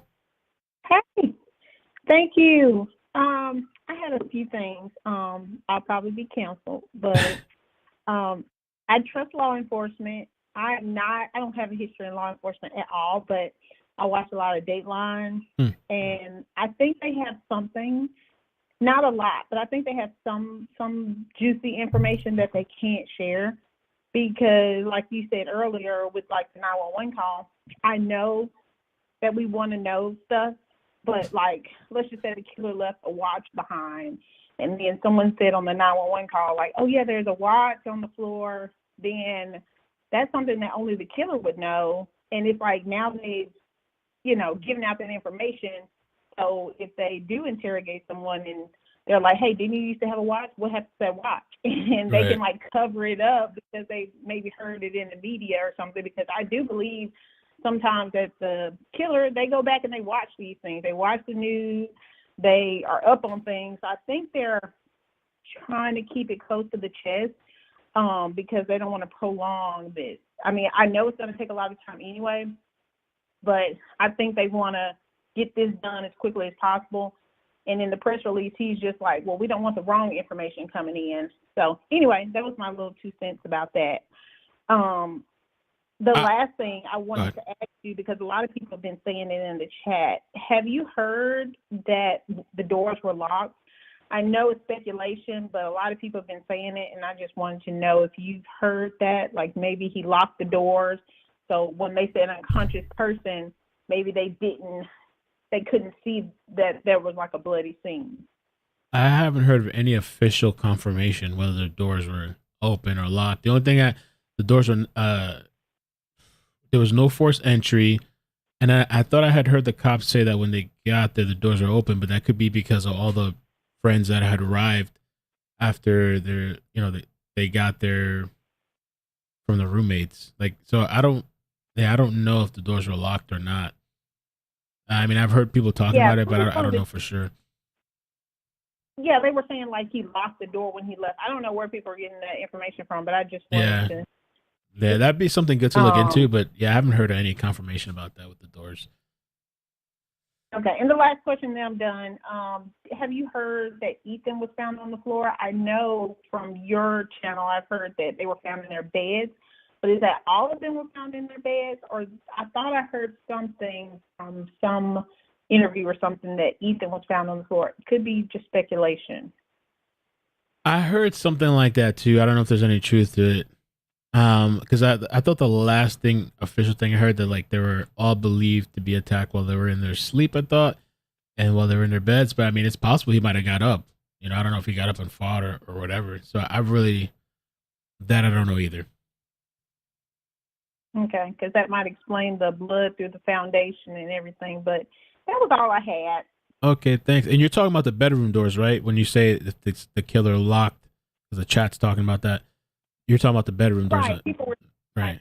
He went in, killed them, locked the door, went to another room, killed that person, locked the door so people can see in the rooms. So it's like when they were knocking on the door, maybe possibly they didn't answer. So that's where the unconscious thing came from. Speculation, but that's what I was reading in the chat. Okay. Yeah, I really don't know. That I haven't heard.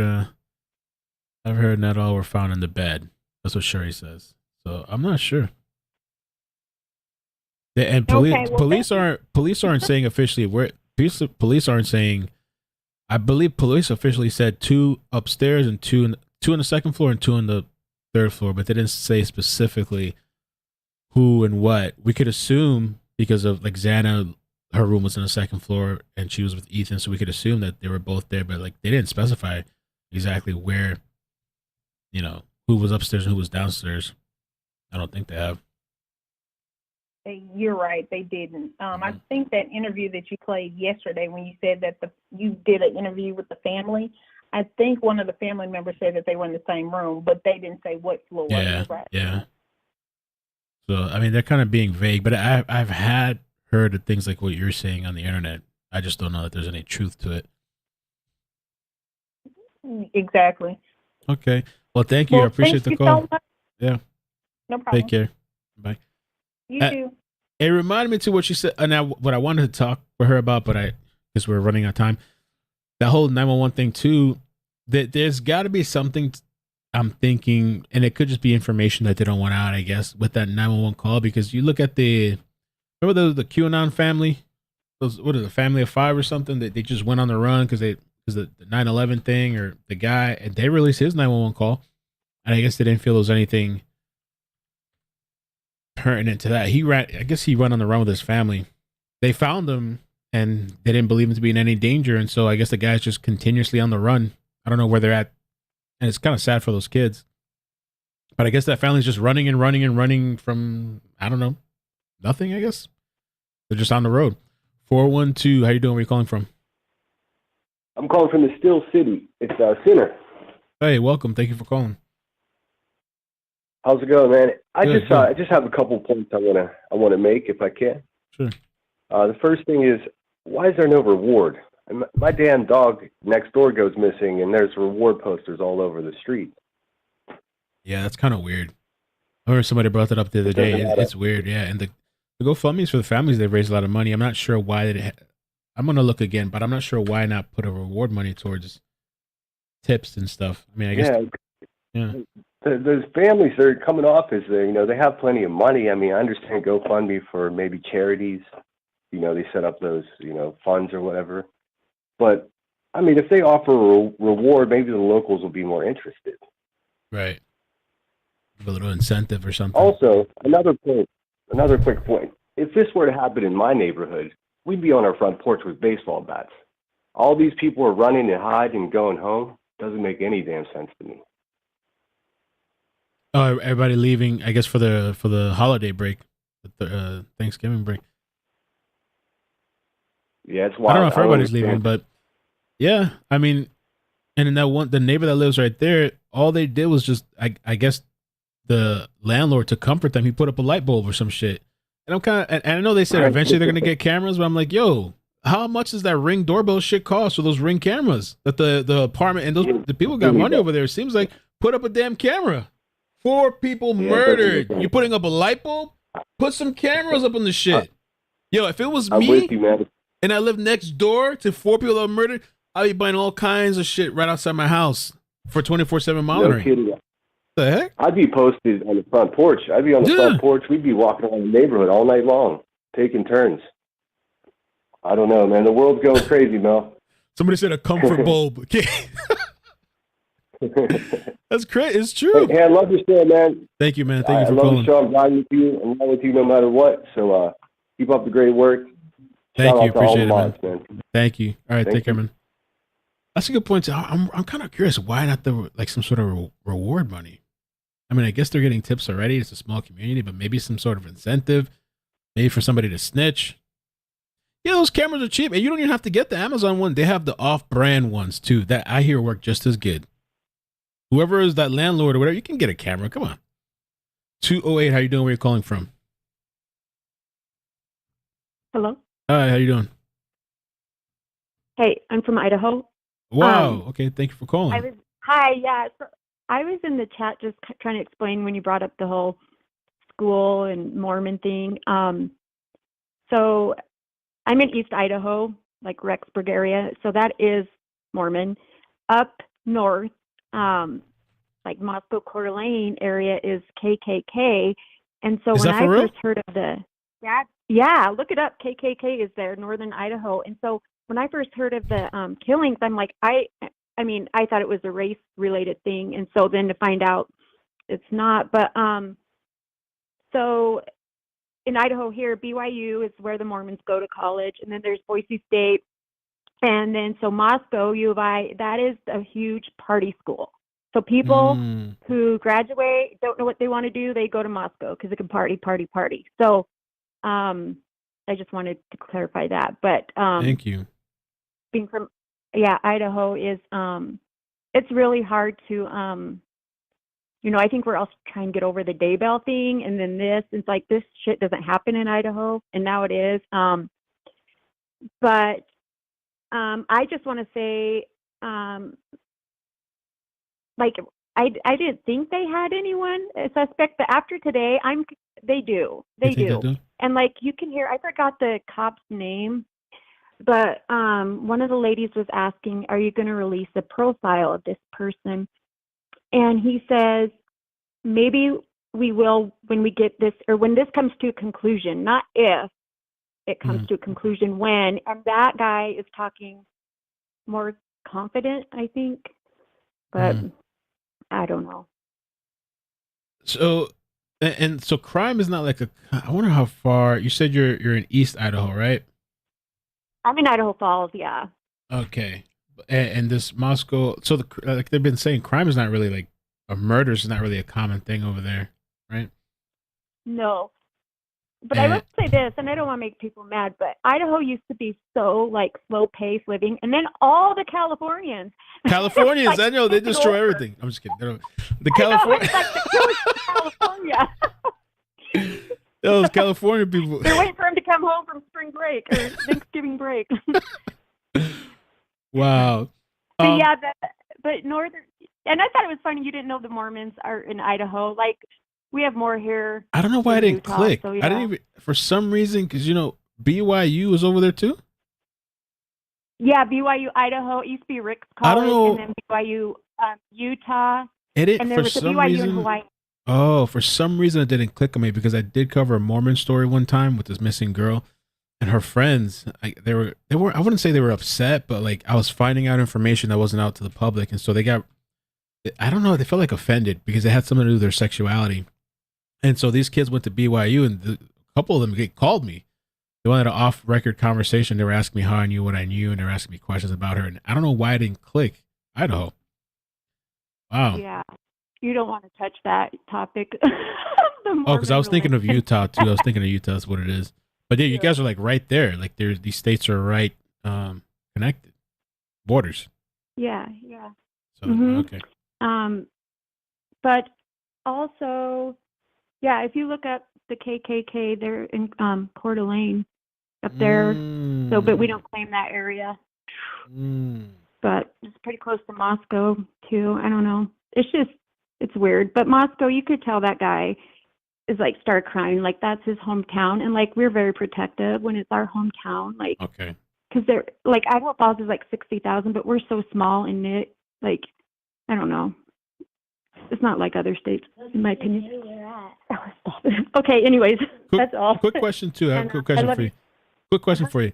So I know, like, I guess crime and stuff, but like, is it normal too, these people cutting up animals and leaving it on doorsteps and like just mutilating them and all kinds of shit and just leaving them out? No, that's bothered me too. No, that's not normal. Okay. And I was like, what's going on over there? Something's wrong with that. And I'm surprised Fish and Game was on that. They're very serious, Fish and Game here, because we take hunting season very serious, and it's with a lot of respect and things. And so, yeah, that's some crazy person. And wow. Yeah, so it should have been reported, but it sounds like the police weren't really trying to admit anything there. So I don't know. Well, thank you so much. I appreciate the insight. Thank you for calling. All Thanks. right. Bye. That was a nice call. We could kind of joke a little bit. Anonymous, next caller, private call. How you doing? Who's this? Good. How are you? Good. This is Doxy from Arizona. Doxy from where? Arizona. Oh, Arizona. Well, thank you for calling. Yeah. So I have multiple friends from Coeur d'Alene specifically, actually. And I do know that, it's very tight-knit, like just family-oriented place. So I think that probably trickles down to Moscow and the other areas. I had one thing I wanted to bring attention to, and now all the calls have my wheels turning. But I think that the 911 calls, like them not releasing it and them saying that they can't speak too much about the roommates and stuff is so odd. Not necessarily releasing the 911 call, but I think there is absolute evidence of some sort that they're gathering from that group and the multiple friends in and out. I think it's going to be a huge play when something does come out. Yeah, I agree. I think there has to be something to it. Or just information that they don't want out. So tight-lipped. Yeah. And then earlier somebody said they thought maybe something happened to the roommates and that's why they're being quiet. But I don't know if anybody saw that the girls, the two surviving roommates, got matching tattoos. I don't know if that's been No, I don't know that. brought to light. Okay. So they got matching tattoos with the four victims' initials on it. That matched Maddie's tattoo of angel wings that she had. So they're kind of obviously traumatized, but I think moving somewhat on with their life, you know? Right. So I think it would have to do something with whoever these people are that they won't name and the specific 911 caller that knows something. Just my theory thought. Thank you. Yeah, I appreciate that. Yeah, I think, yeah, it has to have some sort of information that they don't want out or just really important to the investigation. And maybe we'll eventually hear what it is.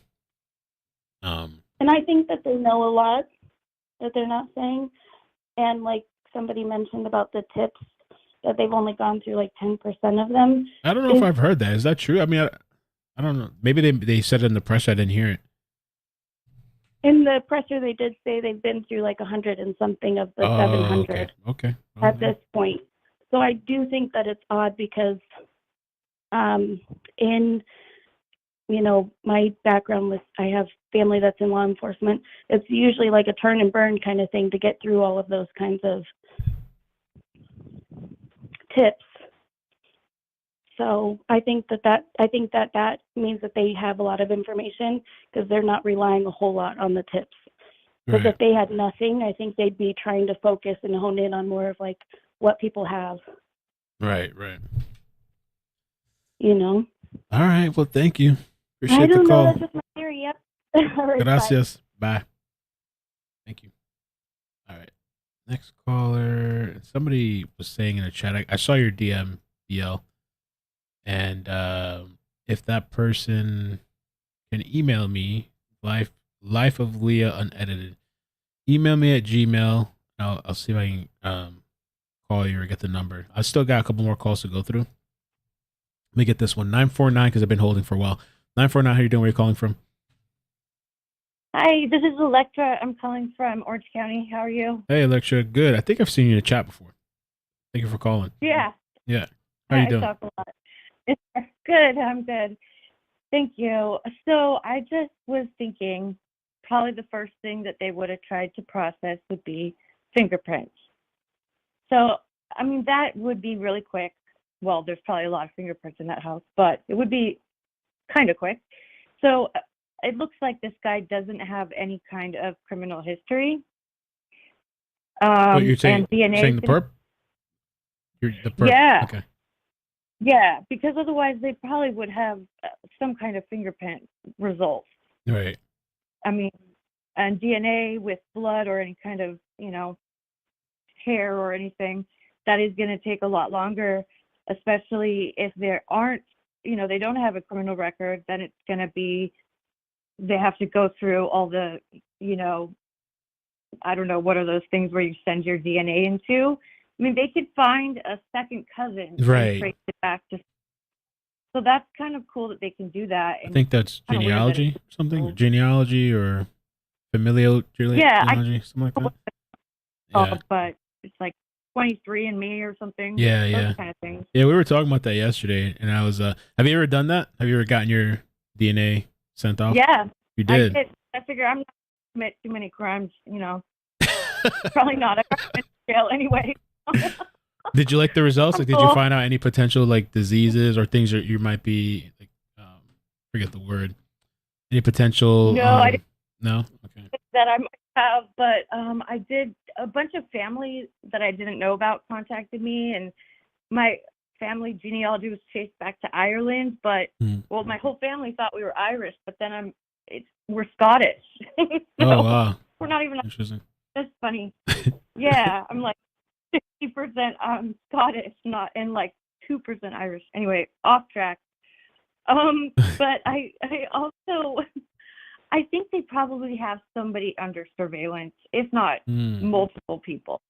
With all law enforcement that they have on this case, don't you think they're watching people? They got to be. I hope so. Yeah.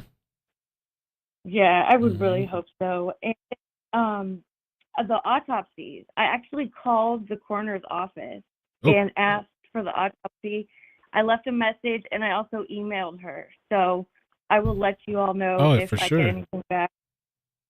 Yeah, and you know the interview that coroner did. Oh my God, she let way too much fly, but that's crazy. But she did say that there was evidence at the crime scene that it was targeted. She didn't say what it was. Right. but still, I mean, who knows what that could be?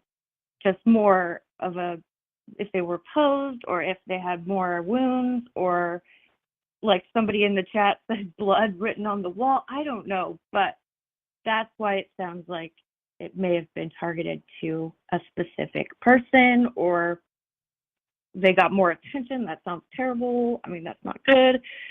But anyways, just a couple things that I thought I'd bring up. Thank you. Appreciate the call.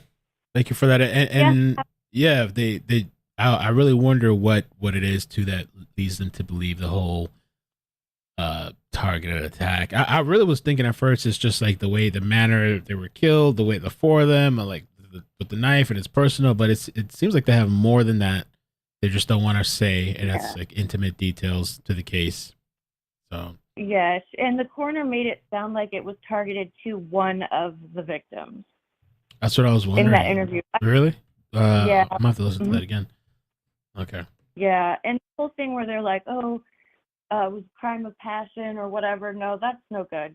It's not. This was like somebody that was super controlled, planned it, got in there, but then got so angry and just all the rage went out, because stabbing is very violent crime, obviously. Yeah. And, but then for them to be able to leave and just blend right back in, that's a cycle of mind. That's not cool. But anyways, thank you so much. Thank you. Appreciate the call. Take care. Bye. Bye. Okay, 3 more people left. Just hold on. Thank you for holding so much. I'm sorry. I'm trying to do better at the timing. It's been a while since we had a lot of calls like that. Just real quick. Thank you. Lola Loves Coffee. Thank you so much for emailing me the link. I just happened to check looking for the other person, and I know on Discord they tagged me as well. Thank you guys. It says I have tears in my eyes. Posted on one of the surviving roommates, BSCO. Heartbreaking. Not only did they honor all their friends, it also has the same angel wings Maddie had on her arm.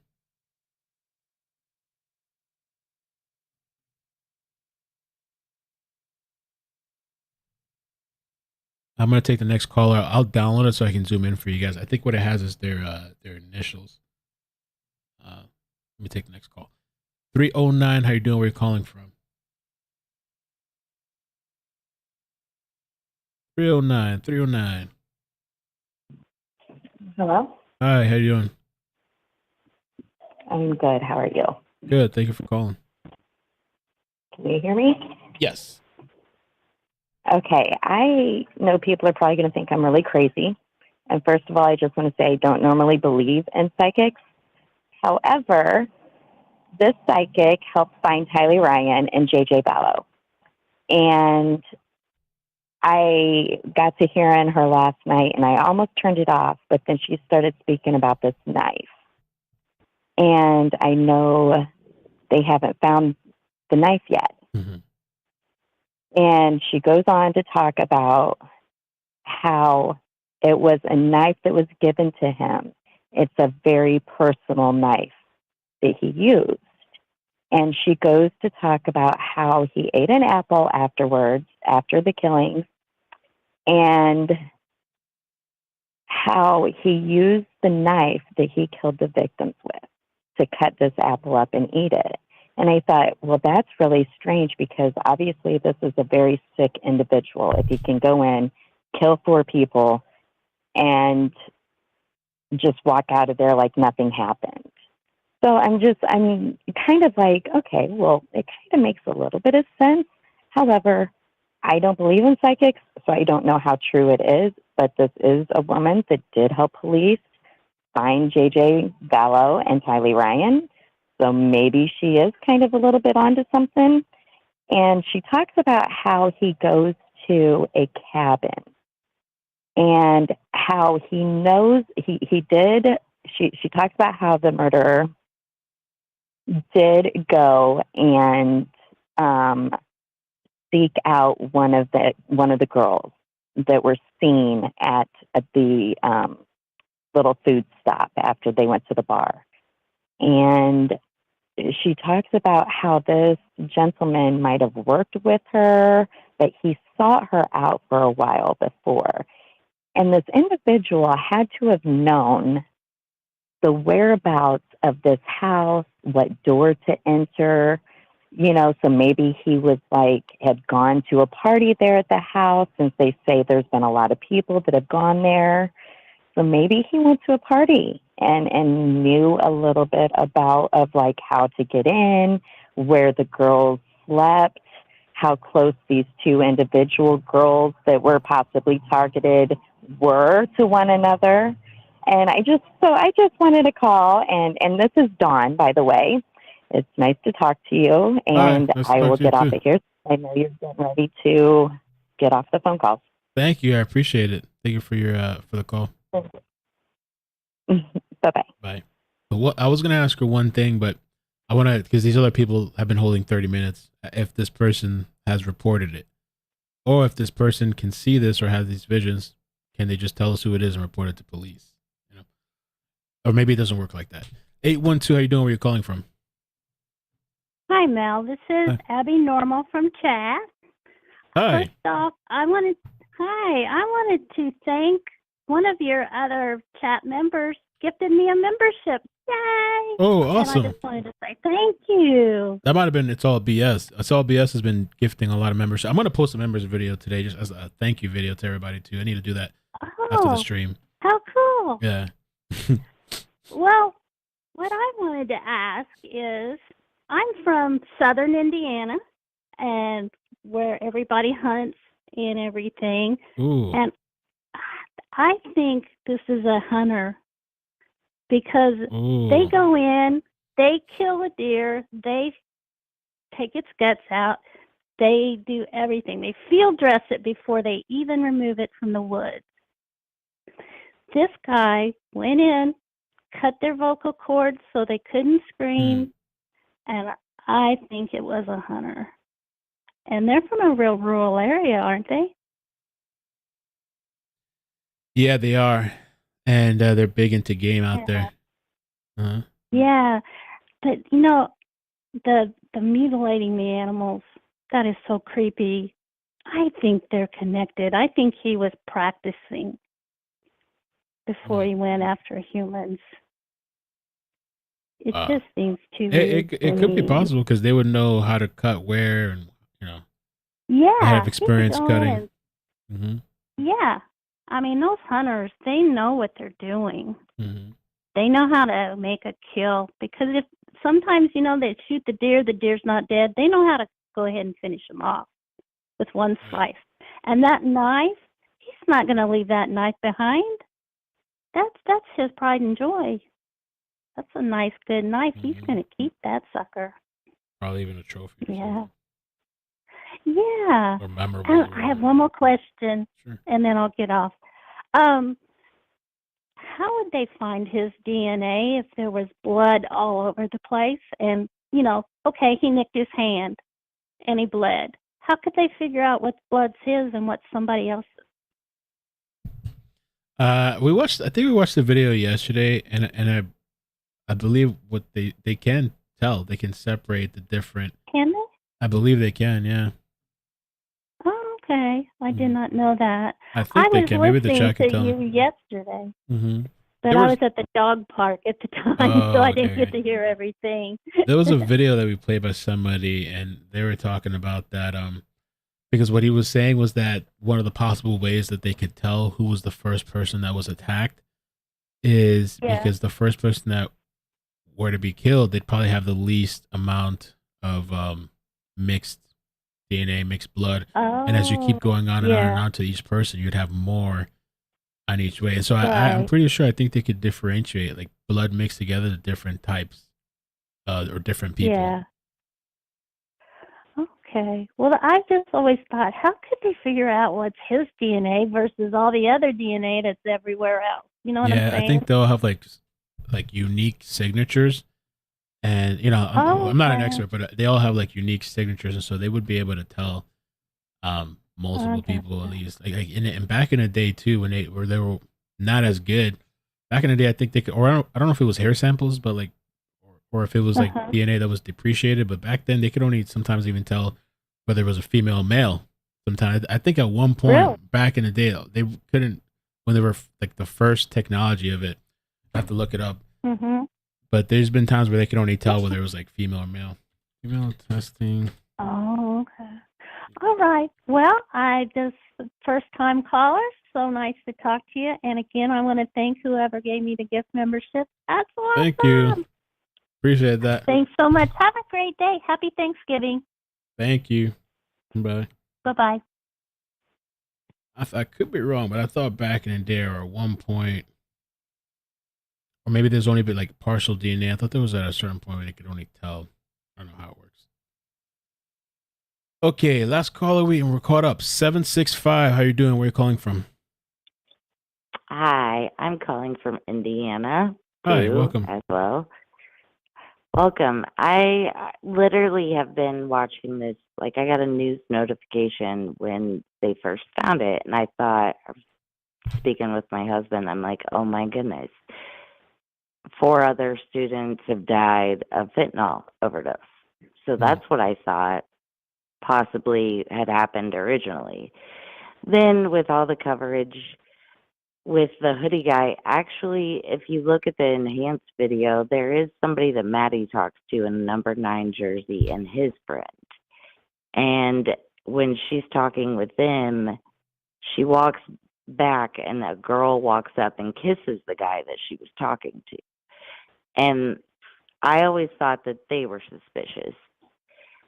Second, and then my last theory is that Kaylee, there was something that they had said that maybe one of the 2 girls had some type of other social media that was not known. My other thought was maybe Kaylee, since I know she's graduating, but she just bought a Range Rover, but they've not specified whether she worked anywhere, because Xana and Maddie worked at the Greek restaurant, but how could she pay money? I'm just allegedly. I'm just saying, like, a lot of college girls are sugar babies. So they have a sugar daddy, and maybe somebody paid for that for her, and they were upset because she decided to go back and spend time with Maddie. Or maybe, I don't know. Those were just my 3 things. Like, at first I thought it was fentanyl, then I was thinking of the people with Maddie, and then Kaylee. So those are my 3 theories. Okay. All right. Well, thank you, Thank and you I so watch much. your show all the time. Appreciate it. Thanks. All right. Take care. Thanks, bye. Bye. I was trying to find the DNA thing, but I can't find it. I don't know what it was. It's just a fragment in my mind. I thought I had heard that somewhere or read that somewhere. Okay. The simplest thing DNA can tell you is whether someone is male or female. That's like the basic of the basic. I'm not going to dig into this now, but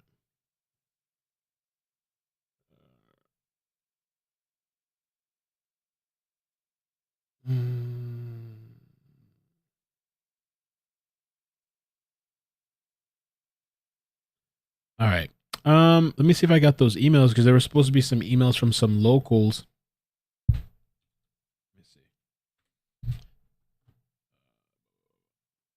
Okay, maybe they sent it to my private email. It's literally called privateemail.com. iCkEdMeL at iCkEdMeL.com. I like that server because it's less cluttered, even though now it's becoming cluttered. Almost like this phone. This was supposed to be a personal phone. Somehow it's become my YouTube phone. But I just like iPhone so much. I don't even use the other phone. Okay, I got emails to my other email. Here's an article by the NY Post with pics of Jack, his ex, now in possession of their dog.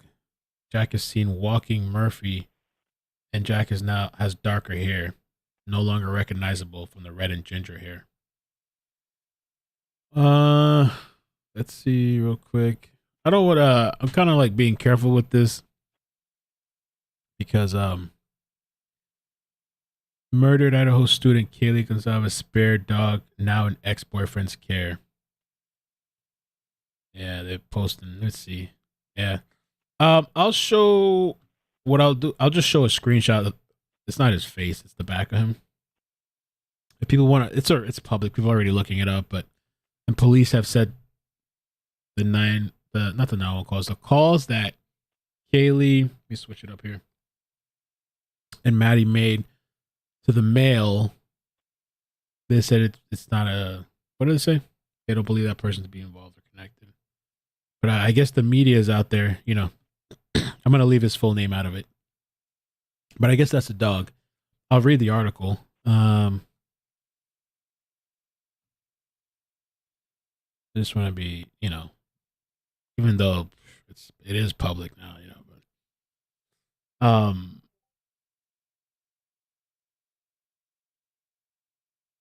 I just don't want to add to the chaos. Even though, you know, we've spoken about people that have been cleared and stuff like that.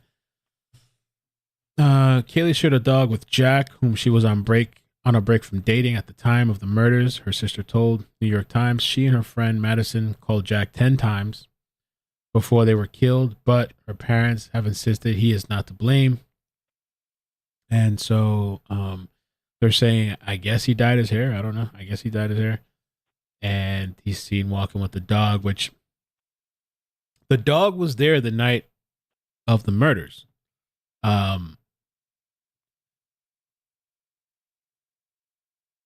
iCkEdMeL have popped an email through. Okay, let's see. I'm checking. There we go.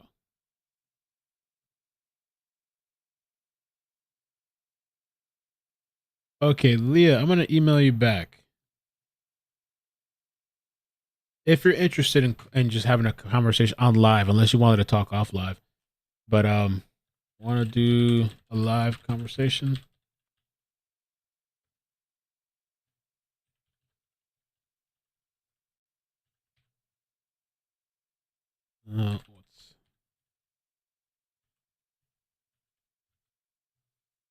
This person worked as law enforcement communications for dispatch 10 years and has heard millions of emergency calls. I'm not going to read the whole email, but if you want to call, and I see what you're saying, and this person, Leah, also says, yes, if the perp cut themselves, they mix DNA blood.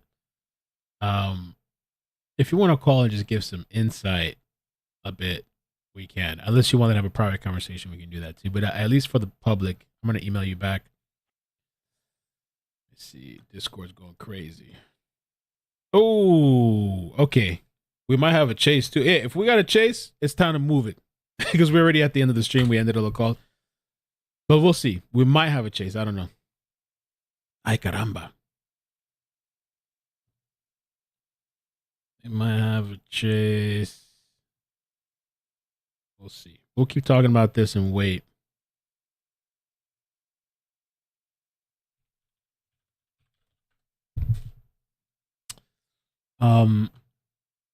So I don't know. Yeah, they're saying this is the dog. The dog was there at the murders, night of the murders, and the dog was given back. And what we could do too is if we do get a chase, we could just stay here and I'll move everybody over. Might as well. Let me see if Leah gets back. Okay, and we're waiting for Leah to see if she wants to talk, because we can talk to her for a couple of minutes while we wait. Ooh, there is the okay.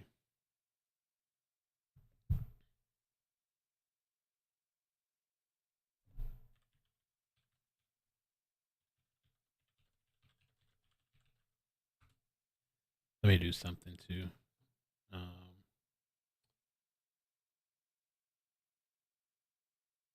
What we can do in the meantime. Let me play this while I set up the background in case we have a chase.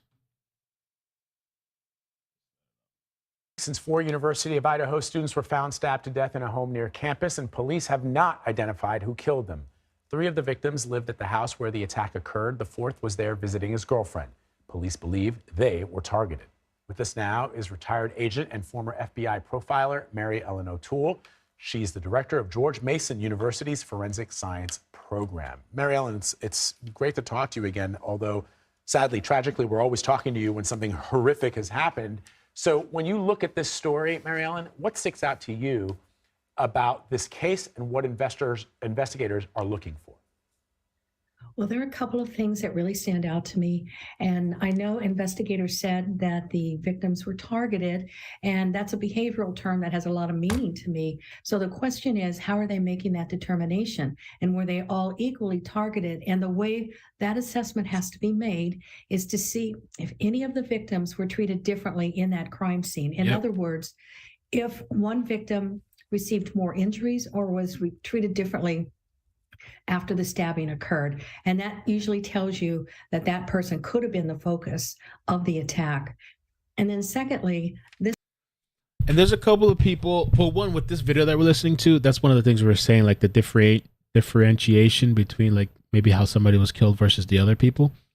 And also I'm getting BL is screenshotting some chat comments of people that either, if they want me to call in, I will. Okay. Some people that are local that maybe want to talk, because if we can't get them now, we can always get them. I can pre-record. We can have a conversation after. But yeah, if those people in the chat that are local, if you can email me, so then I can either call you directly or I can give you a phone number. We'll see, because right now there's a lot of things up in the air.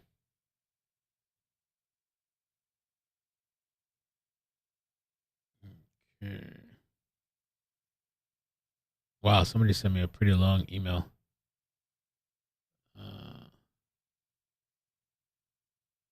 Ooh, even about this whole the Christchurch guy, Doug Wilson. I'm gonna have to read that sometime. this offender had to leave a lot of evidence at that crime scene. He was not evidence conscious, and so there will be forensic evidence. For example, it's likely that the offender cut themselves with the knife. After you stab that many times, your hand goes down on the blade and you cut yourself. And somebody in the chat said too that a customer at the Mad Greek where they worked had a crush on her. She was we're talking about Xana, I think, right? Are we talking about Xana? A customer, yeah, customer at Mad Greek had a crush on her. She was extremely nice to him, and he took it the wrong way.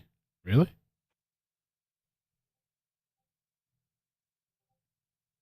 Okay, so the chase is canceled. All right, so good. We have more time. We don't have to worry about that. Okay, let me do this. I don't know if these people can email me. Can we get, if I open up the lines again, can we get Jessica in the chat? Let's see.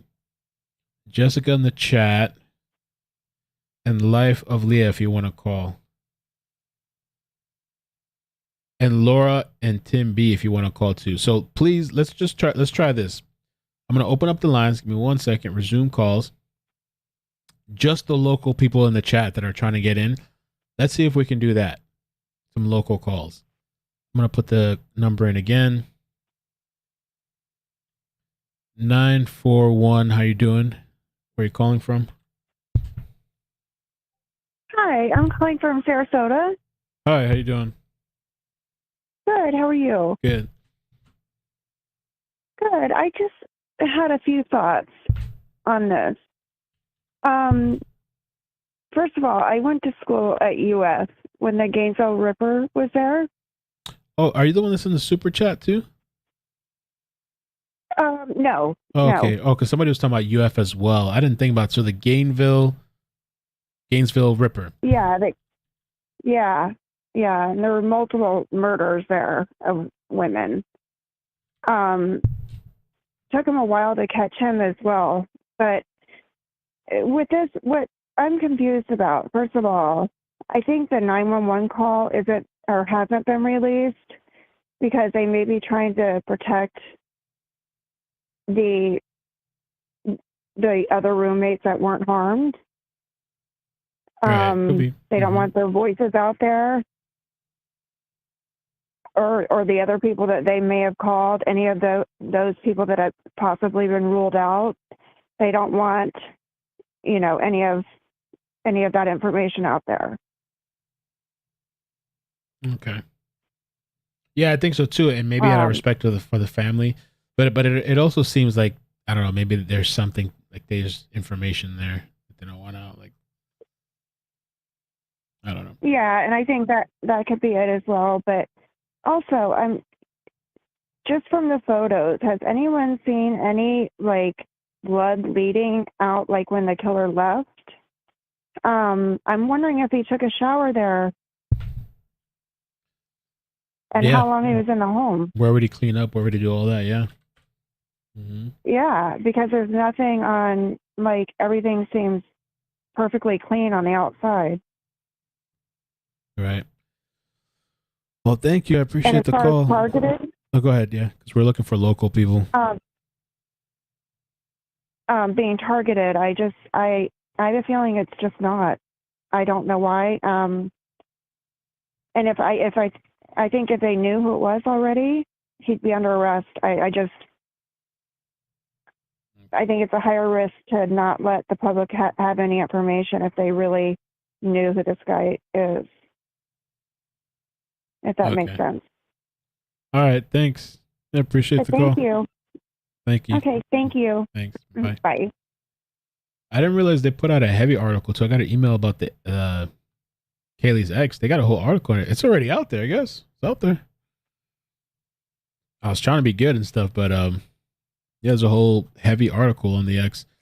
And I guess there's no local. The people that we're gonna call local, Leah said, I guess we're gonna have to talk off air. We might do a pre-recorded, so that'd be fine. And Beal had said that Tim said he's about to head off to work. I'll email you, so that's that. And then if Jessica wants to call in, if not, that's okay. Let me see this right here. Okay, we actually do have one local caller here. Let me take the local caller first. 208. How you doing? Where are you calling from? Hi, I'm calling from Coeur d'Alene, Idaho. Coeur d'Alene. Hey. I've heard some things. Glad I found the stream. Thank you. Thank you for calling. Yeah. Yeah, we're about 2 hours away from Moscow, Idaho. And I was out yesterday, and people in the area are understandably nervous. There are communities here with people that are very outdoorsy, and I would say it's a very different feeling right now. Like I said, people are a little nervous, but you know, they aren't sharing anything more nationally that they haven't shared here locally, and it is frustrating that they really haven't shared too much. All right. They are being very vague. So I just wanted to say that, and I like your streams. Thank you so much. How is that town over there? Is it like Coeur d'Alene? Is it a small town too, Coeur d'Alene? It is a smaller town. We are pretty rural up here. I can say that people here are accustomed to outdoors, hunting. Okay. You know, a lot of people, you know, they really have a lifestyle up here that is something they're comfortable with. And to have something like this happen in the area, I think is shocking. It's sad. And unfortunately, they haven't found this person. And I think that most people in this area wouldn't necessarily be a shrinking violet. They wouldn't be nervous. But to have like 4 murders on a college campus it's just not something that happens. And I think understandably, people are a little bit nervous, you know, kind of looking out for each other, and just, we don't look over our shoulders here. You know, we're comfortable with where we are. And I think yesterday I definitely noticed some people kind of a little bit different of a feeling right now. So I know a lot of the students left the campus, and I think maybe that has something to do with it. I don't know. It is somewhat of a small town, so maybe they didn't feel comfortable staying in the area with somebody, you know, out there. It's unfortunate. I hope they find this person. They need to find the person. Right. You know. So. Well, thank you. Yeah, appreciate the call. Thank you for calling from out there. Are there people that live off grid out there a lot too? Do you know of, or not really? Like an off grid in the woods or wilderness type of thing? Yeah, I would say that people could come out here and live off the grid. We're not as rural as, say, Alaska, our state up north, but yeah, I think there's definitely, I mean, into that college town, there's, it's well known, there's one or two roads in, and, you know, they're kind of major highways, and it's a small community there. The group of students there, I would say, are close. And, you know, my brother went to school there, so it just kind of hits home, and it's sad, and I really do hope they find this person. I think they have the resources to do it. I'm somewhat surprised they're so vague with the information. I think it is frustrating for us locally here, because they haven't released anything else that we haven't really talked about, or I've heard, you know, on your stream or on the news. It's unfortunate. They need to really find this person. All right. Well, thank you. Yeah, appreciate the call. Thank you for some of the insight. Thank you. All right. Take care. Thank you for watching thank too you and so much. supporting me. Appreciate that. Bye. Bye. Okay, well, we're gonna take this one other caller. 780. It's not local. 780. How you doing? Hey, Hi. this is Claire. Hi, Claire. How you doing? I'm doing all right. I was watching the reporters asking questions to the Idaho or the Moscow head police chief there, and there was one question there that one of the reporters asked that I found, and the response of the police chief I found rather telling, and I was wondering if like you maybe picked up on it. It was a reporter when she was asking about web hotspots. Mm-hmm. And if they have been able to ping the perpetrator's potential cell phone.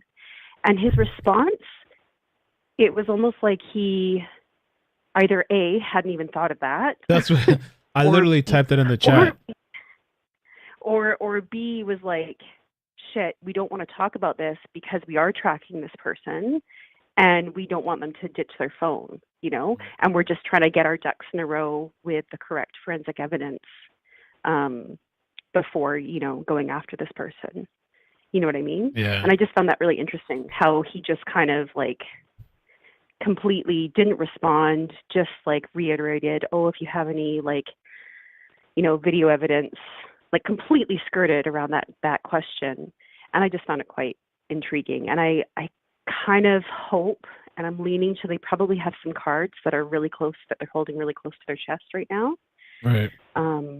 Just because of his response there, I was like, that's a weird response to that question.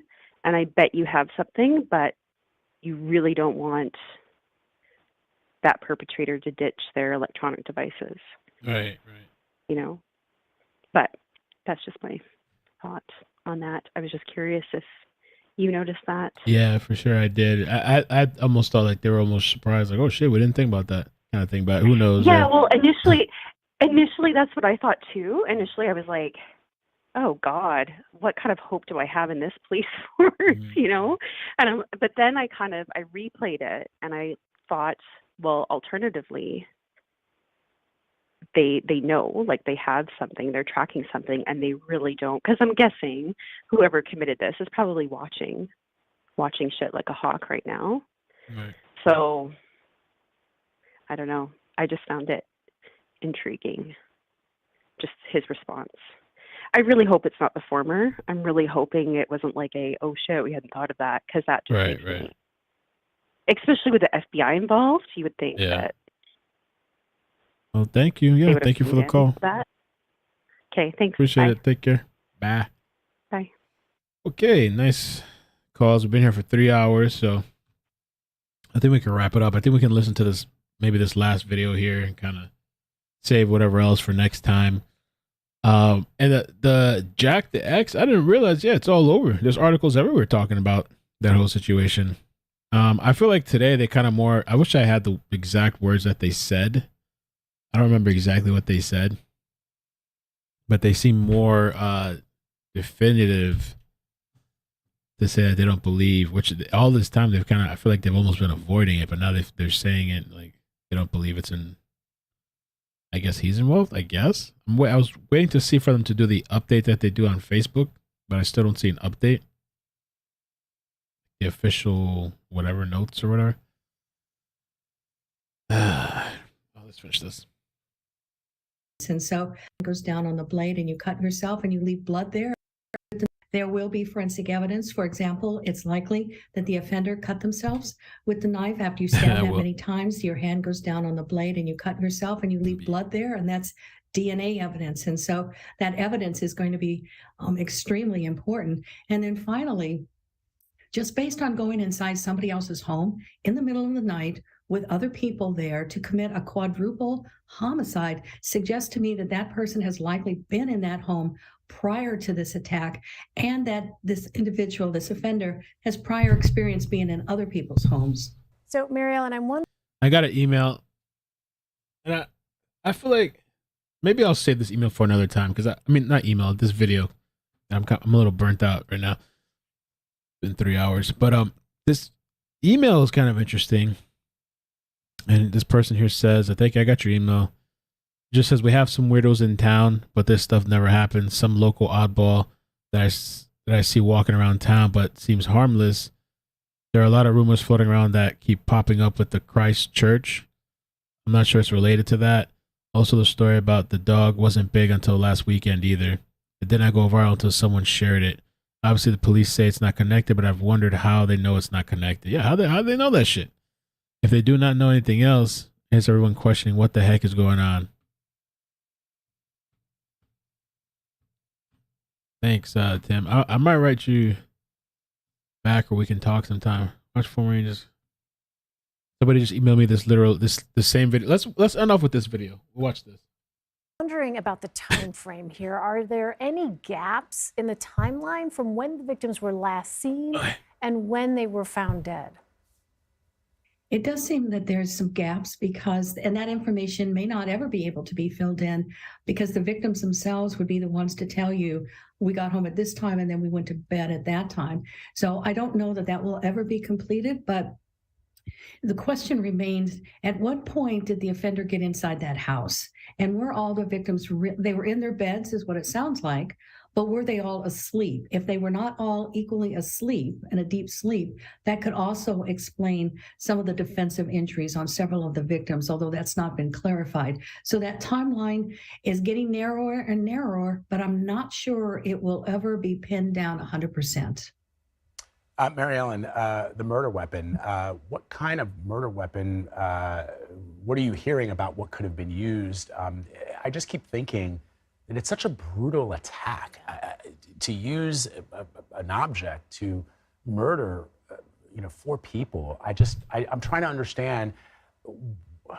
It's just impossible to understand, because doesn't it strike you, Mary Ellen, and you're the expert here, that this would be of an extreme personal nature to use a weapon like that, an object like that, to murder 4 people, as opposed to a gun, which we've covered these mass shootings, and oftentimes the perpetrators don't know any of the victims, at least in the last couple of weeks, the ones that we've been reporting on. What does that tell you? Well, when an offender uses a knife, they have to get close up and personal with the victim. And that means that they can see their face, they interact with them, especially if the victim is fighting back, and they see the victim slowly losing their life. Here's what I'd also say about this knife. It had to be a pretty sturdy knife, because it survived the stabbing of 4 people multiple times. Now, the medical examiner who performed the autopsy, they traditionally don't say, well, the weapon used here was exactly this. They can tell you elements of the instrument, but in my experience, they don't traditionally say it is exactly this, especially if you're dealing with a sharp-bladed instrument. But I'd also say that this offender, even though sloppy in the crime scene, leaving so much evidence, he was very efficient with this knife. He was able to complete 4 homicides and then leave the scene. That tells me this person has experience with that knife, a very effective cutting instrument, and that whether or not he would then, or she would then, throw that instrument away in the woods someplace is doubtful to me, because this is an instrument that's important to that offender. And I do think, based on the efficiency of those homicides, that the knife has been used before, not necessarily in another murder, but that the offender has used it before in other instances. It's absolutely chilling, Mary Ellen, to hear you talk about that and efficiency when we're talking about the taking of human lives. I mean, based on what we know so far, what type of person or potentially group of people is most likely to commit an act like this? Based on what I know so far, and again, that's coming from the media, this kind of violence is indicative of what we call instrumental violence, which is different from the traditional violence called reactive violence. Reactive violence is if I punch you in the nose and you punch me back, that's reactive violence. But this instrumental violence is violence that is cold-blooded, it's predatory, and it's very callous type of violence perpetrated frequently on strangers. And this type of violence is oftentimes the kind of violence that we seek used by people that are psychopathic. The old-fashioned term was sociopath. But psychopathic individuals, not mentally ill, so I want to make that clear right away, but they are people who are profoundly lacking in empathy and guilt for their behavior. And when they do commit crimes, their crimes have a very high-risk element to it because they enjoy the thrill of whatever the crime is. If it's killing people, they enjoy having it be even more high risk than it needs to be. And this was a very high-risk crime. When you go into somebody's home in the middle of the night and kill them, that's very high risk. Do you believe? I wonder if they got a thrill out of that. That's a good point. It's a former FBI agent, Mary Ellen O'Toole. Believe that there's a threat to the community? I do. Yes, I do. And I'll tell you why I think that. If somebody has the capability of doing this, these wounds going into that home, these injuries, these wounds were not an effort to scare the victims or to threaten the victims. They were intended to kill the victims. And if an offender has this capability, even though maybe one or two of the victims were targeted and the others were not, but were still killed, this offender, because of that behavior, that high-risk impulsive type of behavior, is capable of repeating it again in the right set of circumstances. So based on that, I would say that this is he or she or they are at high risk for reoffending. So deep. Yeah. Also here saying you're safe.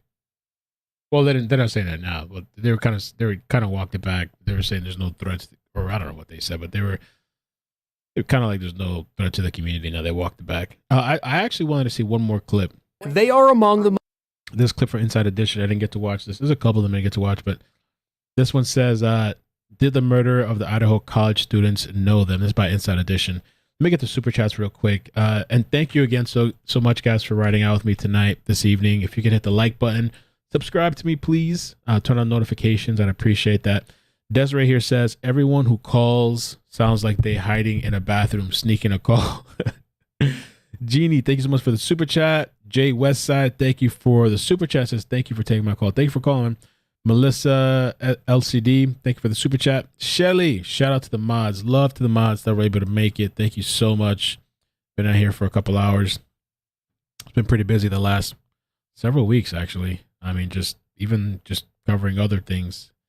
And we still got to follow up on Jared. That's Jared. We got to follow up on that guy, and there's some other stories that I want to cover too. There's just a lot going on, and a lot of horrible situations. Really, that's why we need the chase. Tracy, thank you for the super chat. Says we aren't given names, so how can those trying to help know if we/they are focused on those cleared already? That's true. That is kind of a thing. And I don't know if the police are trying to they're not putting names to not add to the witch hunt. The names are out there, they are publicly out there, but you're going to have to sit there and either go to Reddit or, not everybody is going to take the action to go and look all the places. So maybe police feel if they actually put their names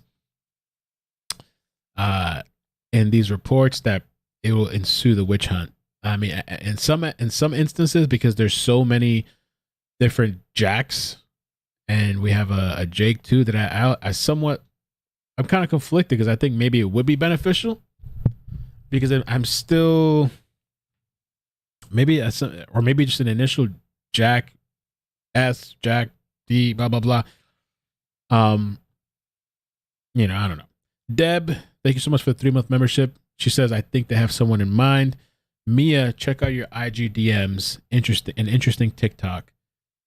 My IG is like full, bro. Like, I haven't checked. I have like scrolling like like crazy, bro. Like, I don't know if I can even show you, but just like, these are all like unread. Just can I scroll? Like, a lot of them are just unread messages. And then that's not even, there's a whole request area too. That's just a bunch of people so unless your name matches your Instagram name, your YouTube matches your Instagram name, I'm probably not going to see it. I'd have to,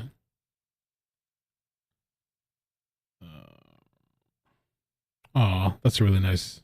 I got to get back to, I'm going to write back to her. I got to check my messages. It's just been crazy. Oh, I don't see it. I'm going to have to look for it after then, Mia. Sorry. I'm going to have to look for that after. And Tim B, thank you for the super chat, says, I live in Moscow, Idaho. They're trying to take over the town by buying out numerous businesses. Damn, who's they? Is it the church? The churches? I'm going to have to talk to Tim sometime. The church. Jay Westside, thank you for the super chat, says, third super chat, do you think this is a cover-up? I answered earlier, but so far, I don't think so. Not that I know of. But I mean, I don't know. Maybe you have to take into account sometimes too. It's a small town, and then the church, and like maybe people look after each other. People look out for each other. People, I don't know. But it would be really big to try to cover up like a quadruple homicide. Gypsy Lola, what's up with the stabbing from a year ago? It sounded like they don't know.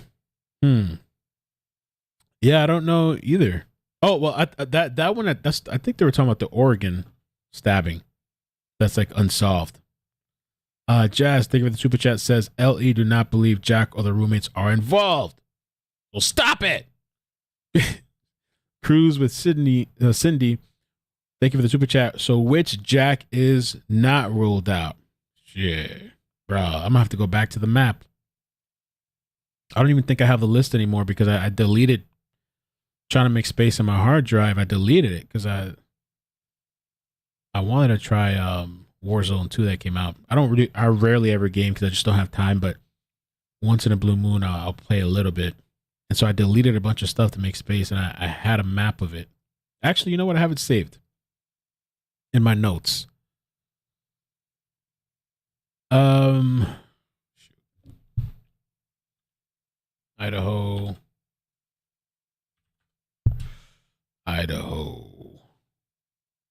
Character list.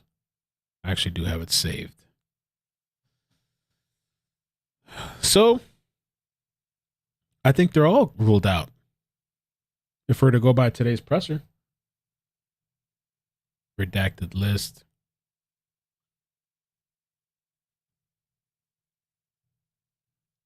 To me, it seems like they've ruled out all of them.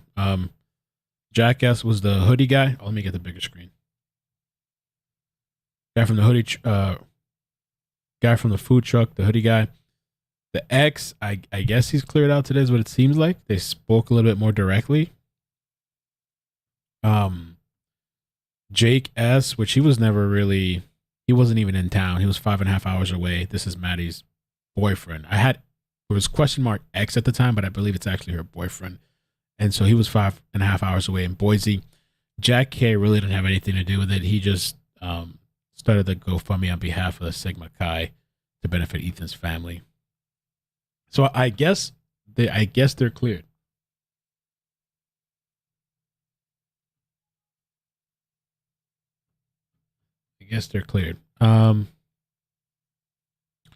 Tracy, I got that.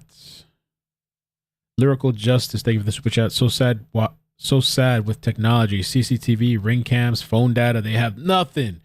Prayers for the families and friends. Thank you, Mel, for your dedication and coverage. Thank you. Denise, thank you for the super chat. Appreciate that. Kimberly, thank you for the membership. And I think I got everything else.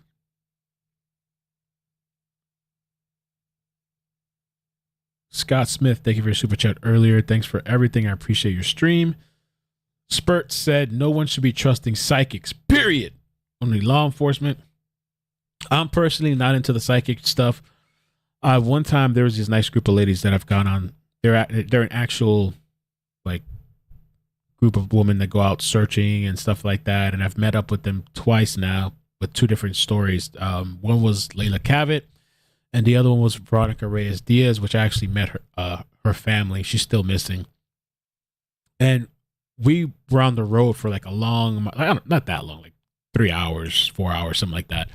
That's long for me. I don't like driving long periods of time. But I had asked him, I was like, hey man, like, you know, I'm just kind of curious, yo, like, what's your thought with the psychic stuff? Like, what do you think about the psychics? And I used to joke about them. I don't really say too much now because I don't know, there's a lot of people that are into that, and there's a huge following in that. But they're telling me they just don't believe in it. And I've seen, I think at times, law enforcement, I thought there was one time recently that law enforcement almost welcomed it, which I kind of like, my eyes bulged. But I don't believe they've ever solved the case. They keep saying that. I don't know where. Send me a link where they've actually said, this is the person, go here to police, and it's solved the crime. I'm sorry. I don't know. I don't see it. So it's just not my thing. But you know, whatever, if those people want to, do that, I guess they can do it, I guess, Scott Smith, thank you again for the super chat earlier. I missed this. Got a couple of things. This dude. Oh, so, okay, I can talk about that real quick. Got a couple of things. This dude named Moscow Slayer, he posted some creepy stuff He's on Instagram. This lady on YouTube does readings. Her name is Psychic Donna. That Moscow Slayer, if you look on that Instagram account, it's clearly a troll. The person's not even good at trolling. I mean, sure, cops can look at the account and maybe X the person out as any kind of potential suspect, but that person, I've seen this so many times covering these stories. That person is an attention seeker, Moscow Slayer, and is a troll. And so, I mean, people believing that's really the killer. That's just so far-fetched, I think. It's somebody seeking attention. James, thank you for the super chat. Carmen, thank you for the super chat. And I think I got everything. Did I get everything? Mo, okay, I got Mo's already. Lori Ludwig, maybe the door was locked. They didn't see the blood. Oh yeah, I got this already too. I got everything. Okay. I got everything. Personally, the psychic stuff is not for me, man. I mean, it's great that they're out there, I guess, if they want to do that stuff and, people like watching. It's just not my thing. Not my thing. All right. Let me play this clip.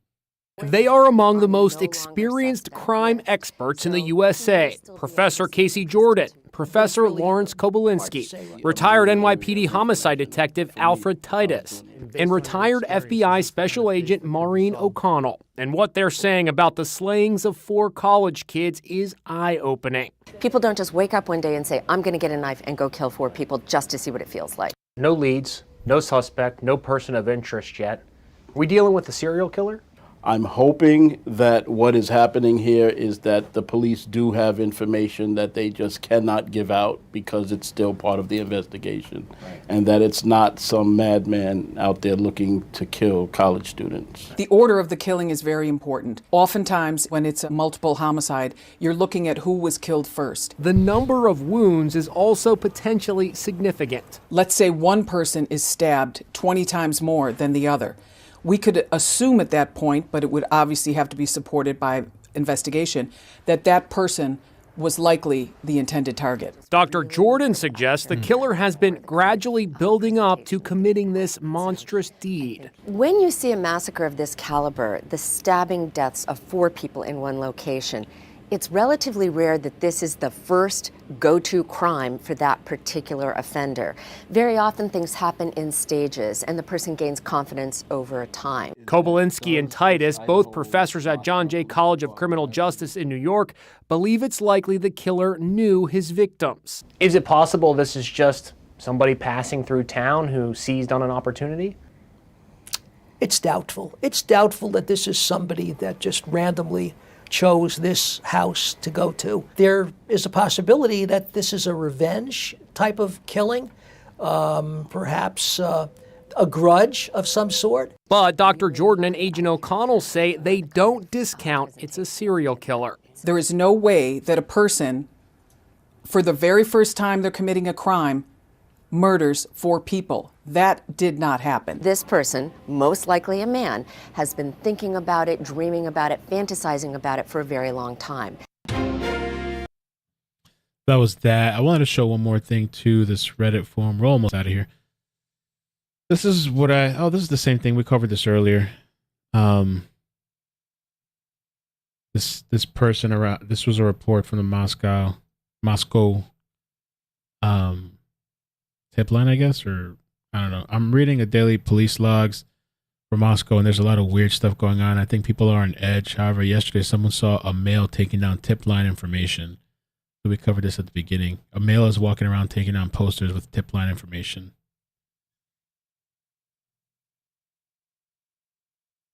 Some people get upset about that stuff.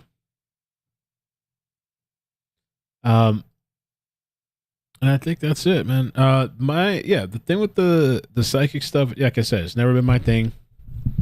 You know, not taking any, shots or anything. It's just not my thing.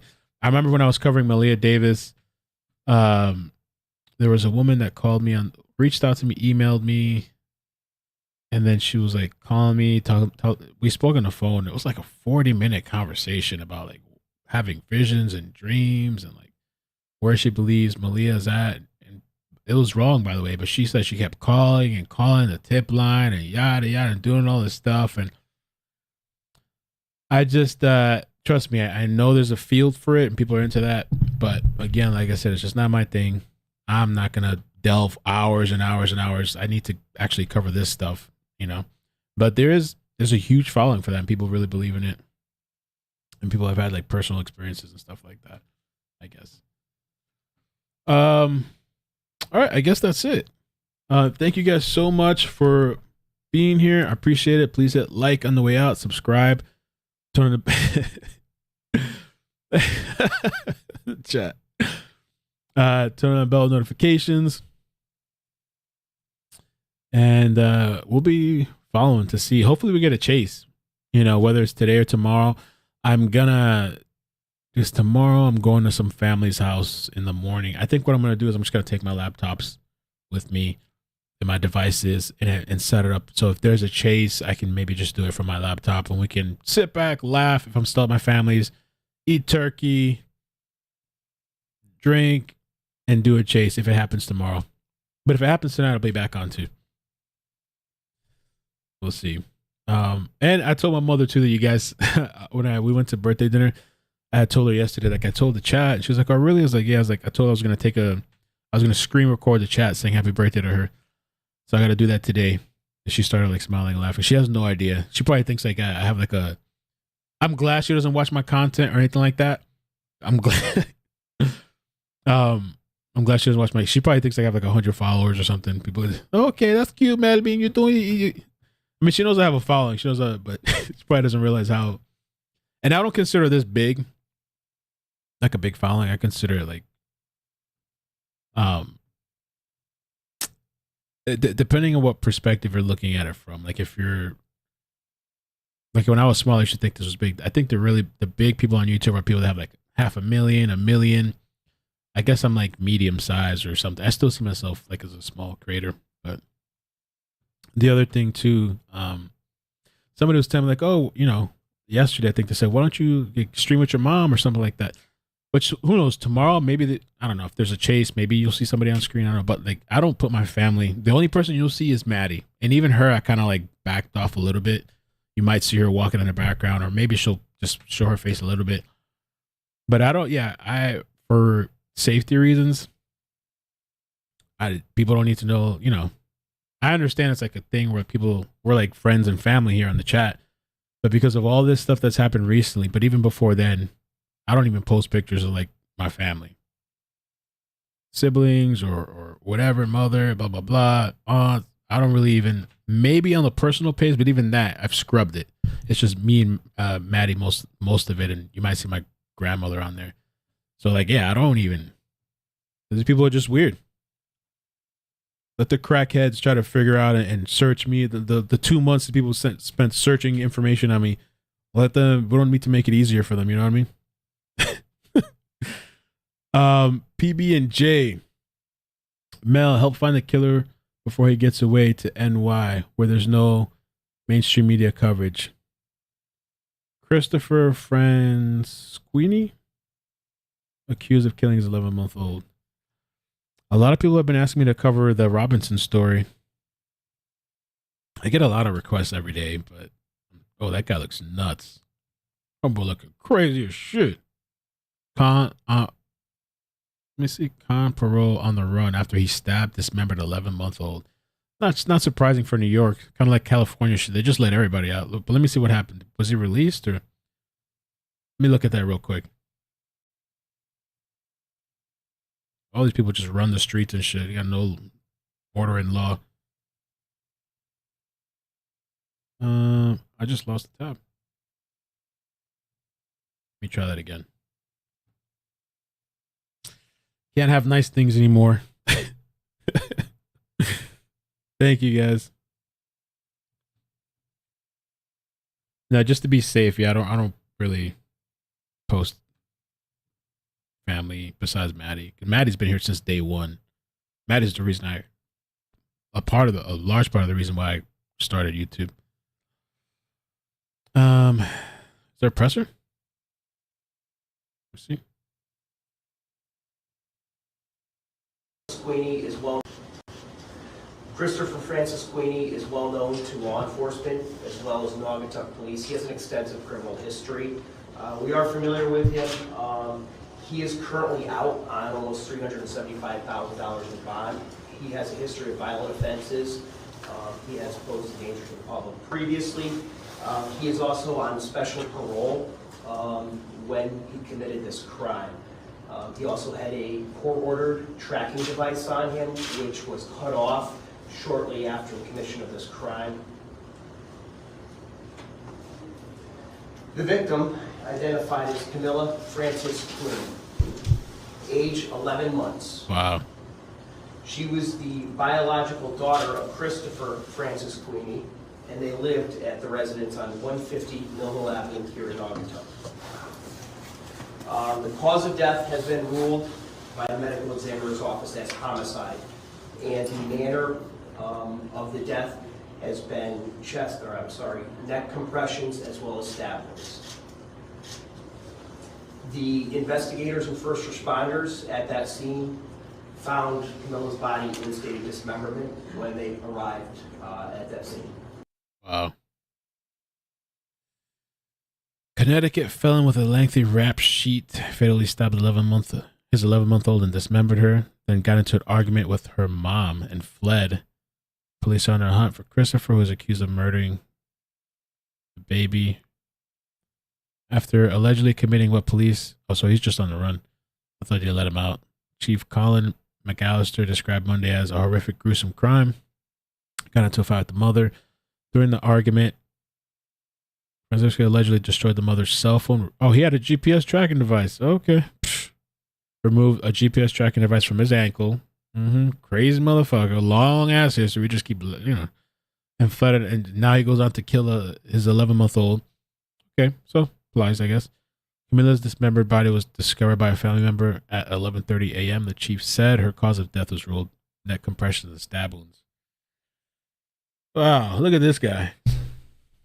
Oh, God. I don't even want to say. We almost have similar facial features. It's fucking weird. Ugh. Jesus.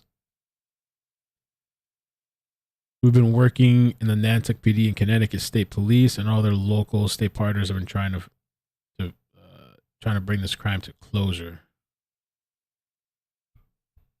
Was this guy right here? Yeah. Damn. Shit. That's weird. It's eerie. Fucking a copy or something of me. A disheveled version of looking like me. Damn. Should look crazy as hell. Damn, that's kind of odd, right? It's kind of the heck. Anyway, man, I'm gonna head out of here again for like the 5th time. Love you guys. Thank you so much for joining me today. Well, if there's a chase, I'll come back. Take care. Love you guys. Peace. Bye. Bloop, bloop.